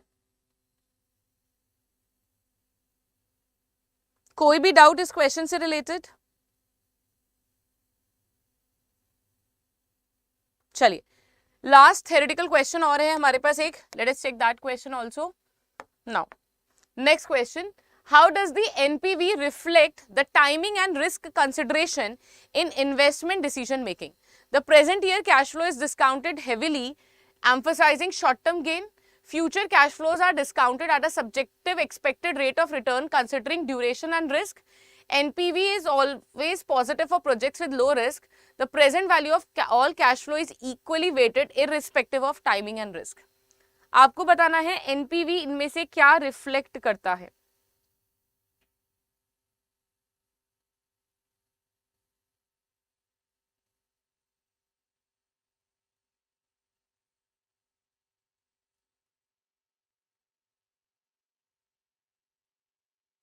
नाउ अगर हम एनपीवी की बात करें तो टाइमिंग और रिस्क कंसिडरेशन से कैसे रिलेट करता है। एनपीवी क्या है? NPV is one of the measure of capital budgeting जो कि डिस्काउंटिंग के कॉन्सेप्ट को यूज करता है, राइट जो डिस्काउंटिंग टेक्निक को यूज करता है। और इस टेक्निक को यूज करके ये हमें बताता है कि हम कैसे डिसीजन मेकिंग कर सकते हैं, whether to accept the project और to reject the project. Again, in order to accept the project, the NPV has to be positive. Correct. अगर आप एक प्रोजेक्ट को एक्सेप्ट करना चाहते हो तो एनपीवी शुड बी पॉजिटिव, है ना। ये न्यू मेथड है, मॉडर्न मेथड है जहां पर हम डिस्काउंटिंग करते हैं। तो डिस्काउंटिंग के केस में हम लोग क्या करते हैं, जो भी फ्यूचर में कैश फ्लो आ रहा है, तो टाइमिंग का क्या रिलेशन है कि फ्यूचर में जो भी कैश फ्लो आता है हम उसे एक डिस्काउंट फैक्टर के थ्रू मतलब एक फैक्टर के थ्रू हम उसको डिस्काउंट करते हैं, यानी उसकी आज की वैल्यू में कन्वर्ट करते हैं और उसके बाद उसे अपने आउटफ्लो से कंपेयर करते हैं और फिर डिसीजन लेते हैं। Now there is a possibility कि जब आपके पास दो प्रोजेक्ट हो तो म्यूचुअली एक्सक्लूसिव केस बन सकता है, यानी दो प्रोजेक्ट के केस में आपको कौन सी पॉजिटिव एनपीवी है, दोनों कौन सा आप लोगे, right the better the higher amount को आप लोगे, जो हायर है that is better one, right. तो म्यूचुअल एक्सक्लूसिव केस में the project which has a better NPV, higher NPV, will select that project. Now, how is timing and risk consideration relatable or reflected in NPV? तो आप क्या कर रहे हो, आप future cash flow को discount करते हो, ठीक है, plus this is subjected to the rate of return. क्या रेट ऑफ रिटर्न आप एक्सपेक्ट कर रहे हो? डिस्काउंट रेट क्या होता है? That is your expected rate of return, market rate of return. जो रिटर्न आप सोच रहे हो कि मुझे इतना मिलना चाहिए, राइट तो you are considering rate of return. तो वो क्या हो गया, ड्यूरेशन, टाइम पीरियड हो गया, फ्यूचर में जो कैश फ्लो आना है अगले 5 साल तक, 6 साल तक, 10 साल तक, वो आपने कंसिडर करा, प्लस रेट ऑफ रिटर्न जो आपका एक्सपेक्टेड रेट ऑफ रिटर्न है, राइट वो भी कंसिडर हो गया। तो रिस्क एंड ड्यूरेशन दोनों कवर हो गए हैं। तो ये क्या करता है, फ्यूचर कैश फ्लो को जब डिस्काउंट करने का कॉन्सेप्ट हम यहाँ पे यूज करते हैं, डिस्काउंट करते हैं हम उसको एक पर्टिकुलर रेट ऑफ रिटर्न पे। ये जो रेट ऑफ रिटर्न है again that is your expected rate of return और मार्केट रेट ऑफ रिटर्न, जो आपको चाहिए कि मेरे को इतना तो रिटर्न मिल ही जाना चाहिए मार्केट से, राइट तो यहाँ पे आपका आंसर क्या हो जाएगा, option number B, that is future cash flow are discounted at a subjective expected rate of return considering duration and risk. Now again, ये जो आपका रेट ऑफ रिटर्न है या जो डिस्काउंटिंग रेट हम इसे बोलते हैं, ये रिस्क एडजस्टेड हो सकता है। अगर आपको लगता है कि रिस्क ज्यादा है तो डिस्काउंट रेट या रेट ऑफ एक्सपेक्टेशन आपका बढ़ जाएगा ना। अगर आपको लगता है कि जो प्रोजेक्ट आप कर रहे हो उसमें रिस्क ज्यादा है तो आपका डिस्काउंट रेट क्या होगा, इंक्रीज हो जाएगा, कम है कम हो जाएगा। तो डिस्काउंट रेट जो है, एक्सपेक्टेड रेट ऑफ रिटर्न जो है, this is obviously risk adjusted, correct. और ड्यूरेशन का इंपैक्ट तो कैश फ्लो पे है ही, टाइम ड्यूरेशन तो वहीं से रिफ्लेक्ट हो रहा है, ठीक है। तो राइट आंसर क्या होगा, ऑप्शन नंबर बी, ठीक है। तो जल्दी से मुझे बताते रहिए क्या रहा आपका score. Meanwhile just to remind you कि रिवीजन बैच स्टार्ट हो चुका है, जहां पे अभी एबीएम की क्लासेस चल रही हैं। आप एनरोल कर सकते हैं सीआईबी के रिवीजन बैच में, जो कि शुरू हो चुका है, ठीक है। 1 नवंबर से एबीएम की अभी क्लासेस चल रही हैं, जिसके लिए आपको विजिट करना पड़ेगा adda247.com द वेब पेज, और you can download adda247 app. वहां पे आप ज्यादा बेनिफिशियल रहेगा बिकॉज हायर डिस्काउंट मिलता है। आप वहां पे माय कंटेंट पे या स्टोर पे क्लिक करें, स्टोर पे क्लिक करने के बाद आपको रिवीजन बैच मिल जाएगा। If you are new candidate, our new CIB batch starting from 17, you can enroll in it also, but the better option is to go for Mahapack, ठीक है। और महापैक पे डबल वैलिडिटी भी है और डिस्काउंट भी 81% का चल रहा है। बस ध्यान रखिएगा, आप वहां पे यूज कर सकते हैं code Y183 which will give you 81% discount plus double validity, ठीक है। ये ऑफर लिमिटेड टाइम पीरियड के लिए, इसलिए जल्दी से एनरोल कर लीजिए। मैं आपको मिलूंगी परसों आज के लिए टाइम चेंज हुआ था, otherwise the time will remain same 8:30 right on 17th। और इसी के कुछ क्वेश्चंस और करवाऊंगी, जैसे NPV, IRR, MIRR and your profitability index. Welcome to officer Adda 24/7। आप सभी लोगों का बहुत बहुत स्वागत है ऑफिसर अड्डा के ऑफिशियल यूट्यूब चैनल पर। आज मैंने यहाँ पर ABFM की जैसे पेड बैच में कल हम लोगों ने पेस्टल एनालिसिस पढ़ा था, राइट। उसी की ही एक केस स्टडी यहाँ पे मैंने ली है, जिसके थ्रू मैं आपको ये एक्सप्लेन करूँगी कि पेस्टल का क्या सिग्निफिकेंस है, राइट। केस स्टडी में अगर बाई चांस ये क्वेश्चन आपका ABFM में केस स्टडी में आ जाता है, राइट, तो वो हमें कैसे सॉल्व करना चाहिए, ठीक है, वो हम लोग यहाँ पे देखने की कोशिश करेंगे, राइट। इसके लिए सबसे पहले बिल्कुल बेसिक से मैं यहाँ पे शुरुआत करूंगी कि प्लानिंग होती क्या है, ठीक है।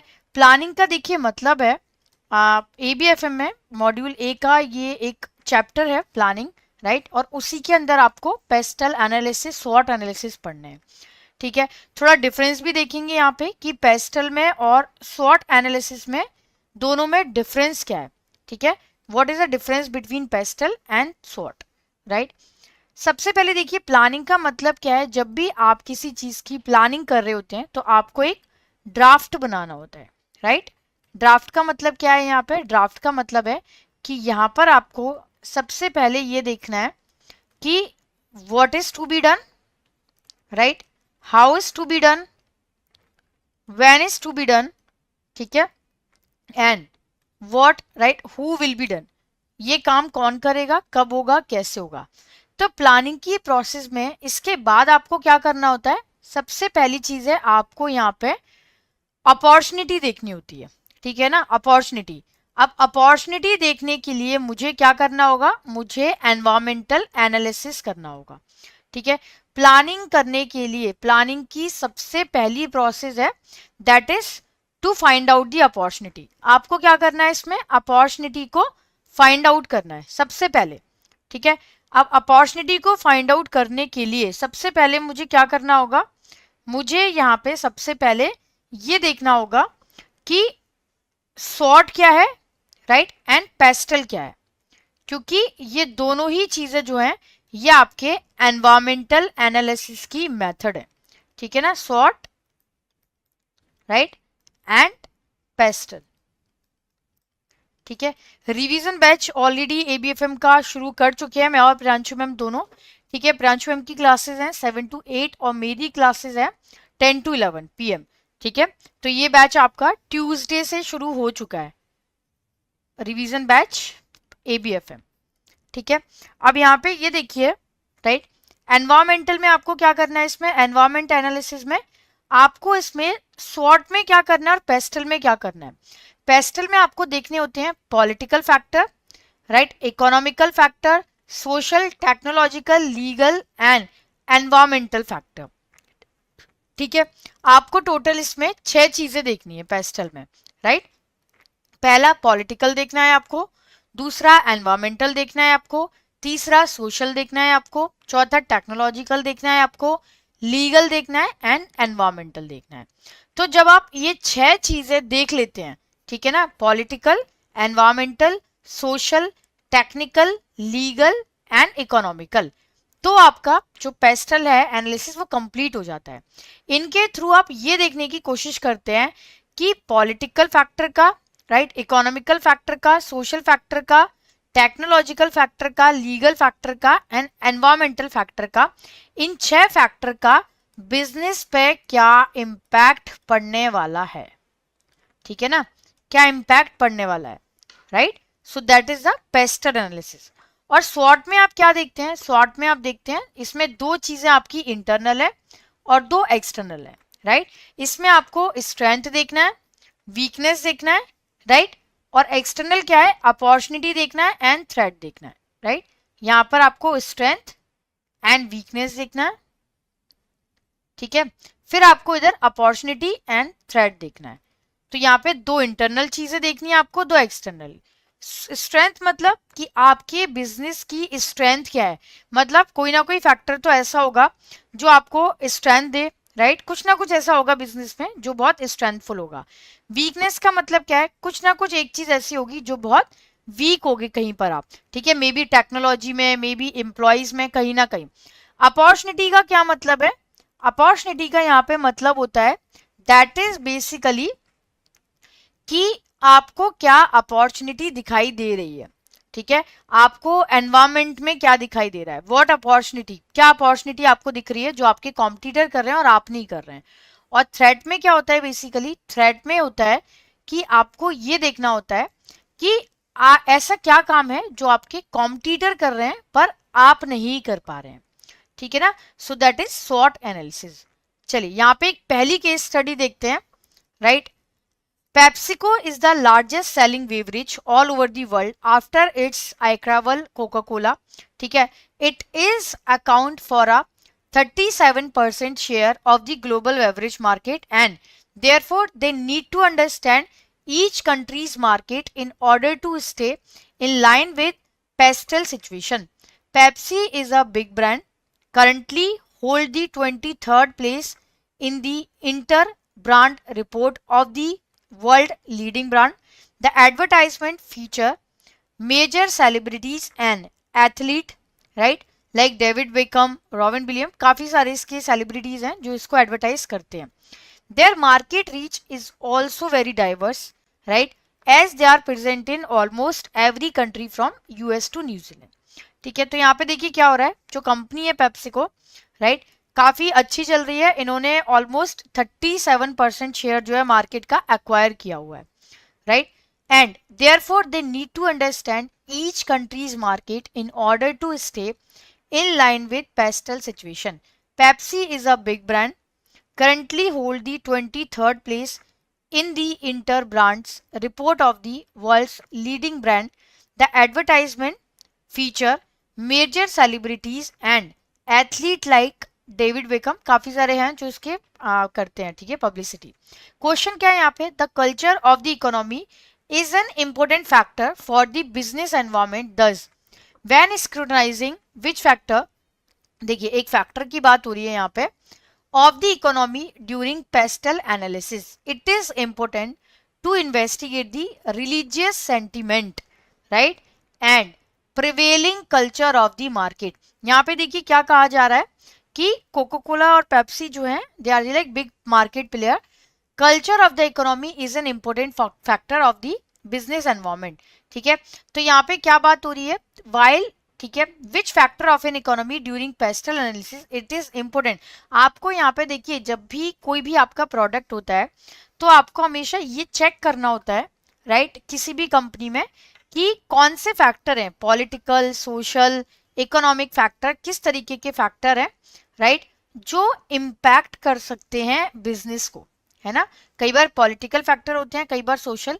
तो यहाँ पे देखिए सोशल फैक्टर की बात हो रही है. कभी भी कोई प्रोडक्ट जब हम लॉन्च करते हैं, राइट, तो वहां पे आपको ये देखना होता है कि लोगों का माइंडसेट क्या है, ठीक है, कल्चर क्या है, ठीक है, लोग क्या सोच रहे हैं, ये सारी चीजों को आपको देखना होता है पेस्टल एनालिसिस में, राइट.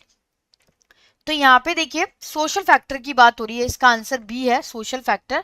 जब भी रिलीजियस सेंटिमेंट, कल्चर की बात हो, ठीक है, मैंने आपको क्लास में भी, पेड में भी बताया था कि इकोनॉमिक फैक्टर क्या होते हैं और राइट। ये मैं अभी आपको 2 क्वेश्चन के बाद दोबारा से बताऊंगी भी कि क्लासिकल फैक्टर क्या होते हैं आपके, ठीक है, कल्चरल फैक्टर क्या होते हैं, सोशल फैक्टर क्या होते हैं, पॉलिटिकल फैक्टर क्या होते हैं, राइट।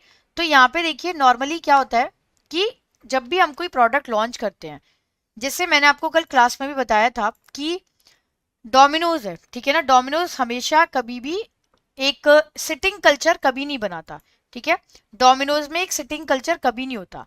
बट इंडिया में आपने देखा है कि लोगों की आदत होती है बैठ के खाने की, वो अपनी फैमिली के साथ टाइम स्पेंड करने जाते हैं, ठीक है ना। खाना तो आप घर में ही बना सकते हैं, पर वहां पे हम क्यों जाते हैं, वहां पे हम जाते हैं अपना फैमिली के साथ टाइम स्पेंड करने। ये इंडिया का कल्चर है, ठीक है, कि बैठ के प्रॉपरली, राइट, बैठ के प्रॉपरली और फिर खाना खाना, ठीक है।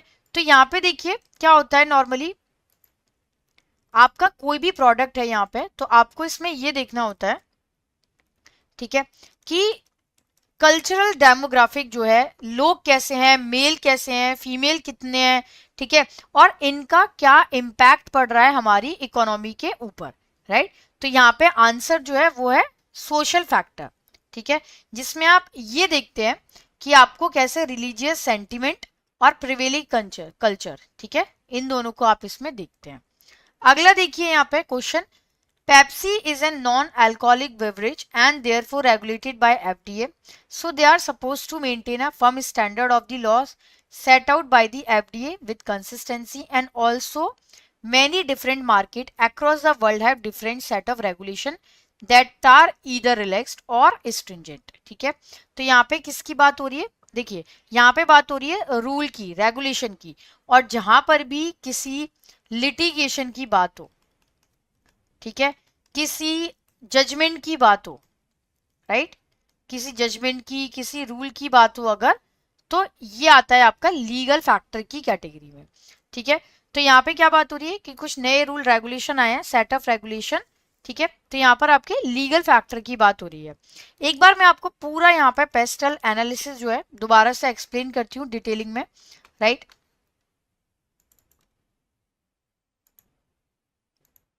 देखिए यहाँ पे आप देख सकते हैं पेस्टल एनालिसिस बहुत इंपॉर्टेंट टॉपिक है, यहाँ से केस स्टडी के आने के चांसेस बहुत ज्यादा है, बहुत ज्यादा, ठीक है। तो पेस्टल एनालिसिस में कौन सी 3 चीजें हैं जो इन्वॉल्व होती हैं। सबसे पहले you have to identify the relevance of each of the PESTEL factor to the firm, ठीक है। इसमें आपको ये पता करना है कि हर एक फैक्टर का, राइट, फर्म के साथ में क्या रिलेवेंस है। You have to identify the relevance of each of the PESTEL factor to the firm, ठीक है। उसके बाद आपको आइडेंटिफाई करना है एंड कैटेगराइज करनी है, राइट। इसके बाद आपको आइडेंटिफाई करनी है एंड कैटेगराइज करनी है इंफॉर्मेशन फॉर ईच फैक्टर, फिर उसको आपको डेटा को एनालाइज करना है and you have to draw the conclusion, right. तो यहाँ पे आपके political, economic, social, technological, legal, environmental, ये 6 की 6 चीजें आती है, ठीक है। अब यहाँ पे एडवांटेज क्या है पेस्टल के, कॉस्ट इफेक्टिवनेस है, easy framework, deep understanding, development alertness and opportunities exploitation, ठीक है। तो ये आपके एडवांटेज है, राइट।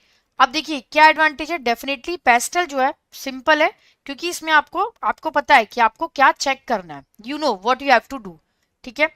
तो इसमें आपको एडवांटेज चेक करनी है। मैं आपको पेड क्लास में और भी केस स्टडीज कराऊंगी, नॉर्मली स्वॉट की एंड पेस्टल की, ठीक है, क्योंकि पिछली बार केवल फुल फॉर्म आया था एंड मे बी इस बार जो क्वेश्चन आए शायद वो केस स्टडी भी आ जाए, ठीक है।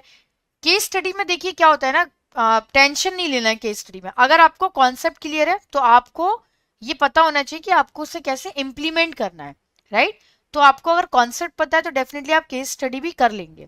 It facilitate an understanding of the wider business environment, ठीक है। तो ये कहीं ना कहीं आपको बताता है कि बिजनेस एनवायरमेंट जो है how it will be facilitate. It encourages the development of external and strategic thinking, ये आपको बताता है एक्सटर्नल एंड स्ट्रेटेजिक थिंकिंग के बारे में। It can enable the organisation to anticipate future business threat and take action to avoid and minimise their impact, ठीक है। It can enable an organisation to spot business opportunity and exploit them fully, ठीक है। तो आपको इसमें advantage यही होते हैं कि इसमें आपको पता रहता है कि आपको किन फैक्टर्स को देखना है और ये किस तरीके से बिजनेस को इम्पैक्ट कर सकते हैं। डिसएडवांटेज क्या है, बहुत सारा डेटा इसमें कलेक्ट करना होता है, मे भी कई बार होता है कि आपके पास उतना पर्याप्त डेटा हो ही ना, ठीक है। The risk of capturing too much data may lead to the paralysis by the analysis, ठीक है। एक और चीज है, अगर बहुत ज्यादा, एक कहावत है पैरालिसिस बाय दी एनालिसिस, कि आप हर चीज को बहुत ज्यादा एनालाइज करते हैं ना, तो कहीं ना कहीं वो भी ज्यादा बेटर नहीं होता, क्योंकि हर चीज में अगर आप कमी निकालेंगे तो डेफिनेटली वो कहीं ना कहीं नुकसान देगी आपको। The data used may be based on the assumption that later prove to be unfounded, ठीक है। तो यहाँ पे क्या है, जो भी डेटा है if it will be used right may be based on the assumption, अगर जो डेटा है वो अगर ट्रूथफुल नहीं है, ठीक है, it is just based on the assumption है, तो ऐसे डेटा का भी फायदा नहीं है, ठीक है।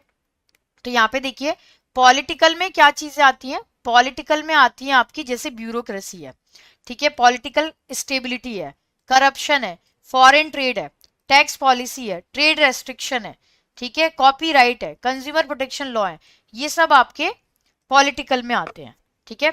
इसके बाद आता है आपका इकोनॉमिक। इकोनॉमी में क्या आती है, इकोनॉमिक ट्रेंड आते हैं, ग्रोथ रेट आती है, इंडस्ट्री ग्रोथ आती है, सीजनल फैक्टर आते हैं, टैक्सेशन आता है, इन्फ्लेशन आता है, इंटरेस्ट रेट आते हैं, ठीक है, इंटरनेशनल एक्सचेंज रेट आते हैं, ठीक है, ट्रेड आता है, labour cost, consumer disposable income, unemployment rate, ठीक है, ability of credit, monetary policy, raw material, ये सब आपका इकोनॉमी में आता है। सोशल में क्या आती है चीजें, जैसे मैंने आपको बताया ऑलरेडी, सोशल में आपकी वो चीजें आती हैं जो आपके कल्चर पे बहुत ज्यादा डिपेंड करती है, कि आप कहाँ पे पले बड़े हैं, कहाँ पे आप उस बिजनेस को ओपन कर रहे हैं, ठीक है। जैसे अगर मैं इंडिया में कोई बिजनेस ओपन करूँ तो मुझे इंडिया के हिसाब से सोचना होगा, राइट, कि वहां पे रहने वालों की मेंटेलिटी कैसी है।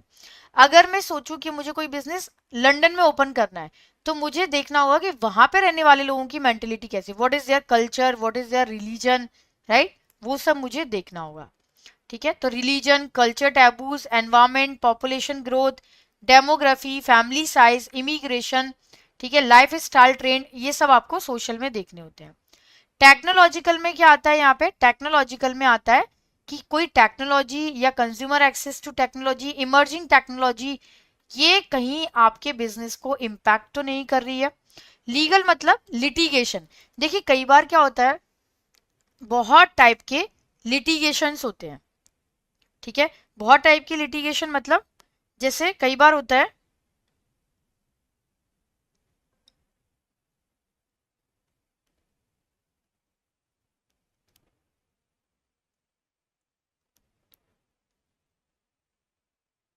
ठीक है, तो बहुत बार होता है कि कई बार हम नॉर्मली मैनेज नहीं कर पाते हैं ना, कि क्या एकदम से चीजें चेंज हो जाती है। सपोज कोई नया एक्ट आ जाए, कोई राइट कंज्यूमर प्रोटेक्शन है, हेल्थ सेफ्टी से रिलेटेड है, मेरा बिजनेस है हेल्थ से रिलेटेड, राइट, हेल्थ मिनिस्ट्री ने कोई ऐसा कुछ भी दे दिया, राइट, जो कि एक नया लिटिगेशन है, नई पॉलिसी है, तो बहुत सारे लीगल चीजें होती हैं, right, rules, regulation, policies, act, ठीक है, जो कहीं ना कहीं आपके बिजनेस को इम्पैक्ट कर दे। जैसे मैं बैंक में हूँ, ठीक है, तो बैंक में बाई चांस आरबीआई का कोई नया पॉलिसी आ गई, या गवर्नमेंट ने कोई और एक्ट दे दिया, या कुछ चेंजेस हो गए आरबीआई एक्ट में, बीआर एक्ट में, तो वो डेफिनेटली आपके बैंक को इम्पैक्ट करेगा, ठीक है। इसके बाद आता है environmental. Environmental forces impacting your business and customer geographical location, surrounding environment, natural resources used by an organization. इसमें क्या आता है, इसमें आपका वेदर आता है, क्लाइमेट चेंज आते हैं, कार्बन फुटप्रिंट आता है, environmental regulation, pollution laws, right, recycling and waste management policies, ठीक है, सपोर्ट फॉर रिन्यूएबल एनर्जी। तो ये सब आपका, सपोज आपका कोई अगर बिजनेस है और वो ऐसी जगह है जहां का क्लाइमेट आपके बिजनेस को सूट ही ना करे, है ना, ऐसा होता है कई बार, तो डेफिनेटली ऐसे में क्या होगा, ऐसे में कहीं ना कहीं आपको नुकसान हो सकता है ना, क्योंकि हो सकता है कि वो बिजनेस आपको सूट ना करे, राइट। सो डेफिनेटली, ठीक है, सो डेफिनेटली एनवायरमेंट में आपका क्लाइमेट चेंज आ जाता है, पॉल्यूशन लॉज आते हैं, रिसाइकलिंग, वेस्ट मैनेजमेंट पॉलिसीज, बहुत सारी चीजें हैं जो आपके बिजनेस को कहीं ना कहीं इम्पैक्ट करती है। ठीक है, चलिए अगेन यहाँ पे एक बार केस स्टडी के क्वेश्चन पे दोबारा आते हैं। ठीक है, आई होप अभी आपको काफी क्लियर हो चुका होगा। ठीक है, so this is called the pestle analysis, और डेफिनेटली यहां से आपकी केस स्टडी आने के चांसेस हैं। There can be many implication upon the beverage industry. One various famous incident took place in India where Pepsi was accused of using contaminated water. A massive recall was issued for the product from Shell. Then the product was tested, costing the company many billions of dollars upon the testing as India.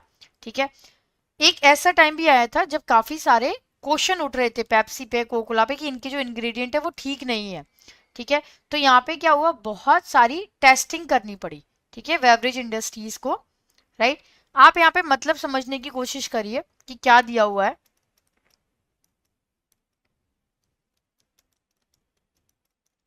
ठीक है, तो यहाँ पे देखिए किस चीज की बात हो रही है। बेसिकली यहाँ पे बात हो रही है, राइट, यहाँ पे बात हो रही है कुछ इम्प्लीकेशंस की।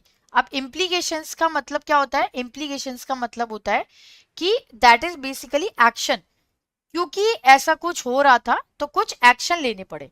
ठीक है, that is called the technological. तो वहां पर बहुत सारा खर्चा भी आया, राइट, टेक्नोलॉजी बेसिस पे चेक करने के लिए, right. So this is right your case study that we have done now, right. अभी देखिए ऑलरेडी एबीएफएम का जो बैच है, जैसे मैं आपको बता रही थी कि प्रांशु मैम और मैं ऑलरेडी स्टार्ट कर चुके हैं। ठीक है, वहां पर अभी मेरा मॉड्यूल ए चल रहा है जो इस वीक में कंप्लीट हो जाएगा, और Pranshu ma'am module B and module C ले रही है। ठीक है, तो एक बार देखते हैं यहाँ पे। सबसे पहले आपको क्या करना है, इसमें आपको जाना है यहाँ पे अड्डा 24/7 पर, राइट। दिस इज द अड्डा 24/7, राइट। यहाँ पर जाने के बाद आपको जाना है जेआईबी एंड सीआईबी पर। ठीक है, ये आपका यहाँ पे सीआईबी है, सीआईबी नवंबर 2023, राइट। और यहाँ पर आप देख सकते हैं this is the revision batch, जो अभी एबीएम और बीएफएम के, एबीएम का कंप्लीट हो चुका है पेपर भी, बीएफएम का अभी रिवीजन बैच चल रहा है। ठीक है, प्रवीण सर ले रहे हैं। एबीएफएम का जो रिवीजन बैच है मैं और प्रियांशु मैम ले रहे हैं, जो शुरू हो चुका है। ठीक है, 28 नवंबर से। यहाँ पर आपको क्या करना है, बाय नाउ पर जाना है और Y666 3 बार 6 लगाना है and you have to apply. तो यहाँ पर अगर आप ऐप के थ्रू करेंगे तो 1% का एडिशनल डिस्काउंट आपको यहाँ पे और मिल जाएगा। So that will be a major benefit. ठीक है, इसके अलावा आप देख सकते हैं बीएफएम का जो पावर पैक रिवीजन बैच है, ठीक है, वो भी ऑलरेडी चल रहा है। ठीक है, क्योंकि बीएफएम का पेपर अभी संडे को है। इलेक्टिव का भी पावर पैक रिवीजन बैच है जो आपका शुरू होगा 10 से। ठीक है, बीएफएम के लिए भी आपको क्या करना है, Y666 लगाना है और अप्लाई कर देना है। 81% का जो डिस्काउंट है वो आपको मिलेगा यहाँ पे ऐप के थ्रू। ठीक है ना, ऐप के थ्रू मिलेगा, right. So that is all, right. Y666 आपको यूज करना है। इवन HR इलेक्टिव का भी रिवीजन बैच जो है वो शुरू होगा आपका, राइट, जैसे ही जिस दिन बीआरबीएल का पेपर एंड है और आपका HR इलेक्टिव का स्टार्ट है दिसंबर 11, दैट इज। ठीक है, चलिए, so bye bye and take care, thank you, bye bye.